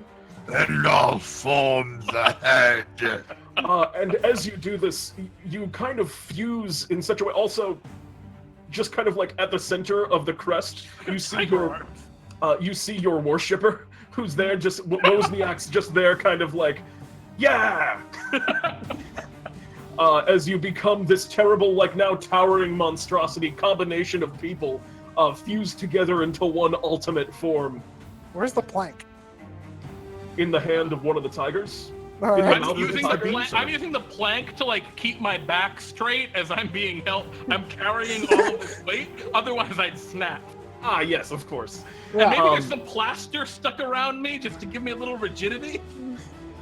I mean, all of your abilities are all incorporated into this. I mean, you're also, like, with your affluence, that is now part of your collective being, you are all plated in gold in places as well. Like, you're looking incredibly badass and terrifying with a head full of cysts.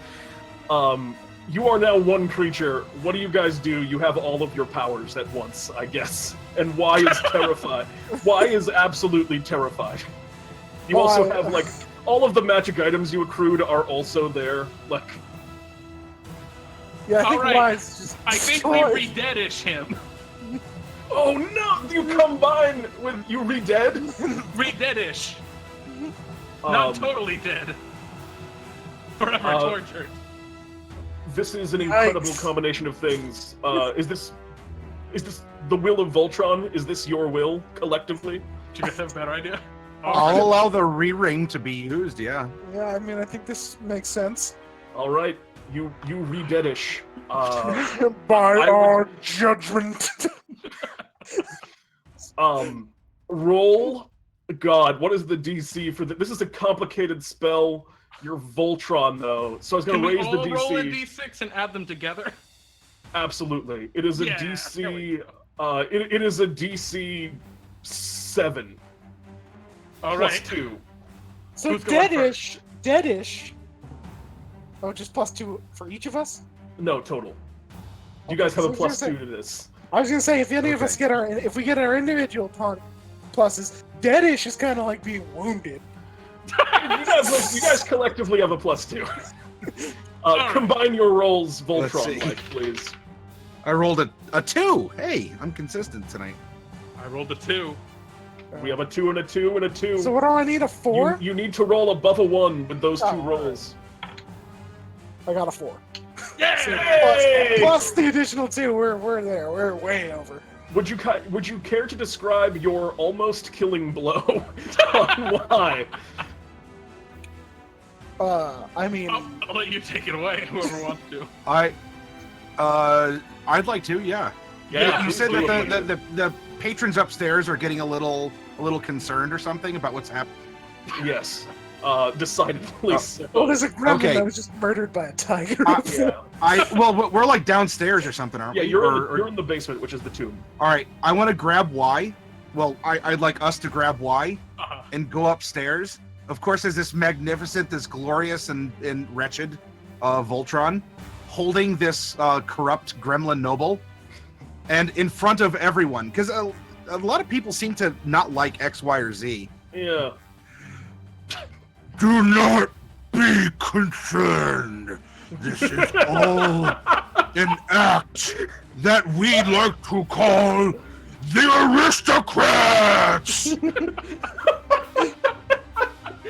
And you just take the And you're using my guys. This is perfect. you take the body and you toss it onto the floor and you fire your rededish, and Y becomes a strange, almost dead thing where his skin sallows in the same way as before, but he's still like moving around, and he's saying, and as he's just so thoroughly intimidated, he just kind of looks back up as he's like crawling out of the tavern. Curse you, aristocrats! Curse you for all time, aristocrats! As he leans into the play, because he doesn't know anything else to do as he leaves in a wretched state. And in the tavern, there's a moment of just absolute silence as everyone looks at this Voltron monstrosity, but then your black letter created ability ends, and you all just return to your normal forms. And Hey, let's give a hand for all of these excellent performers this evening. And there is a sudden outpouring of applause. You watch as the word lively reappears on the door and then explodes as everyone in the tavern is incredibly impressed. Wrong tavern. As everyone in the tavern is incredibly impressed with your display here in this moment. They all kind of cheer and laugh. The bard strikes up anew. And you have successfully defeated X, Y, and Z. You have succeeded here in your quest. All the letters recovered, artifacts gained, and powers permanently attached to you. You are true knights of Alphabetia. I think we fix Affliction's worry warts. Oh yeah, Affliction. I mean, Worry warts. you want those fixed, or? Please. Oh. I understand there's a certain irony to it, but I have a reputation to maintain. Well, I totally understand. Don't worry, I'm a doctor. I'd like to use my guys. I go get the letters for healed and load them into the gun and shoot Affliction. And Affliction, as you take a moment and really heal Affliction with the gun, you just fire it, and all of a sudden the cysts just, it's a little impact, but the words sink in and the cysts disappear, Affliction returning once more to an unafflicted state. The gun goes around a couple more times a while. You're no longer, and you get no longer bruised and battered. Oh, thank goodness. And no longer bruised. You were all 2 steps, except for you, Worry, you were 3 steps away. But the rest of you were, what I decided was 2 steps away from death. So it's close. It's close. But Well, my fellow knights, we were really more than the worrisome of our parts. Well, I'm gonna go dig a hole, bury myself alive. Webster the cat plays with your tigers. Decision. Children drink cider, some of them whiskey. Damn it. Patrons wander in and out, the tavern lively once more. Since you were gone, a barkeep seems to have just appeared. He's a little rotund and he's wearing a nice big apron. He's kind of balding on top, but he looks happy and jovial and just, thanks for coming to play tonight at the open book. Glad you were able to make it. Wonderful having such performers. Yes. And Yeah. with that kind of awkward, yeah. Worry not. You sidle yourself out of the place, loot in tow, the door behind you closing and then disappearing into a solid wall. And with that, you have completed your adventure here in the land of Alphabetia. Congratulations. Wait, we're really quick. You Were real see- patrons locked You see inside an that bar? extremely buxom barmaid walk out with the full corset look, such that Raventail Blacktalon does not ride. Of course, as you leave now, the open book. Congratulations on your victory. What was your question, Crowley? What? The door though down to the crypt was the one that Yeah. disappeared, right? Okay. Oh, okay. I thought it was the door down- leaving. And for a I thought the second, tavern was just gonna fold up like a book, and we're gonna be like, ah! Yeah, suddenly this Yeah. is the Hotel California, and we just can't ever leave now. It was a nightmare the whole time. Yeah. The end. Dun, dun, dun. Now you guys walk out and you return and are renowned heroes and move on to ever more quests and ever more glory amongst the lands of Alphabetia. Thank you guys so much for playing. Absolute blast! I love it, guys. This game's amazing. It's very. Maybe someday I'll make a more refined rule set where it has more details. But it was a lot of fun playing with you guys. I hope you. It seems like Jeremy, you did. I hope you guys had fun. I hope you liked Word Warriors. I do. Personally, You're getting a call for crossover content here. I don't know if we're gonna have a D&D time X Word Warriors. That'd be, oh boy. We'll the see. most insert Infinity War most ambitious crossover event ever meme here. We kind of had one with that rhyming toad in the Dreamland. The Dr. Seuss. I'm sorry. Dr. Goose. Yeah, Dr. Goose. I'm sorry. Dr. Goose and the Man's 1 and 2 and all them. Yeah, there's some Word Warriors. Dr. Goose was very Word Warriors in that he would say things and they would appear. That whole battle was definitely on that vein. But anyway, I think that's going to wrap us up Peter, here. if you don't mind. Yeah, please. Everyone, if you like this game, you can check out the official rules. I'm putting the link in the chat now. This is the 200-word RPG submitted for the 200-word RPG challenge by Pete. Woo! I made this. And a It's finalist. a ton of fun. I would check it out. He's a finalist this year. Yeah, he I made might it to be the the finals. winner. We don't know yet. But Do we vote? Like, is there a way that we can support No, you? it's a judge-decided Unfortunately thing. not. If I I'm being will honest, say, I don't think I will win because there's some cool ones on there. Landslides is, I think, the most playable one. That's, I think, fair to say. What? I Come think on. mine's more playable than most of the Right. games in there. When do we find out who wins? Yeah. It's a good question. I'm on my website now. There's November 18th. It's a week. Ooh. Yeah, Wish so us luck, of course. I'll let you guys know. Or if I wish win. Pete luck, really. Thank you all for being here, all 24 of you. Hot damn. Hello, Yeah. everyone. We really appreciate your support, being here, saying hi, taking your time to watch us play this fun, silly? Is silly the right word, Pete? Is there a better word? There's a Rambunctious game? I don't know. wacky. Wacky. It's definitely wacky. Clever. Aw. Witty. Try it out. If you try it out and you like it, let me know. And then maybe I'll put, like, if people play this outside of there, I would love to hear that because Oh, yeah. I'll put more work into this if people like it. In the same vein, if you guys enjoyed this show and want us to do more kind of like goofy, like other system stuff, because we've never done anything but D&D on this channel before. So if you like that too, also let us know that, and we'll see if we can find more stuff like that to do. Yeah, if you're new to the channel, you can get a link into our Discord. I'm going to put that in the chat right now. Go ahead and join our Discord. Say hello. You can also check out our website. That link brings you there, too. It's a dual purpose. You can learn everything you need to know about D&D time. On the subject of other things that people should check out, Maddie, can you think of any other channels that people might want to go to? Huh. Well, I mean, Fortnite's pretty popular. Check out Ninja. Well, can you? I thought he moved to. Anyway. I don't know. I don't actually know anything about Fortnite.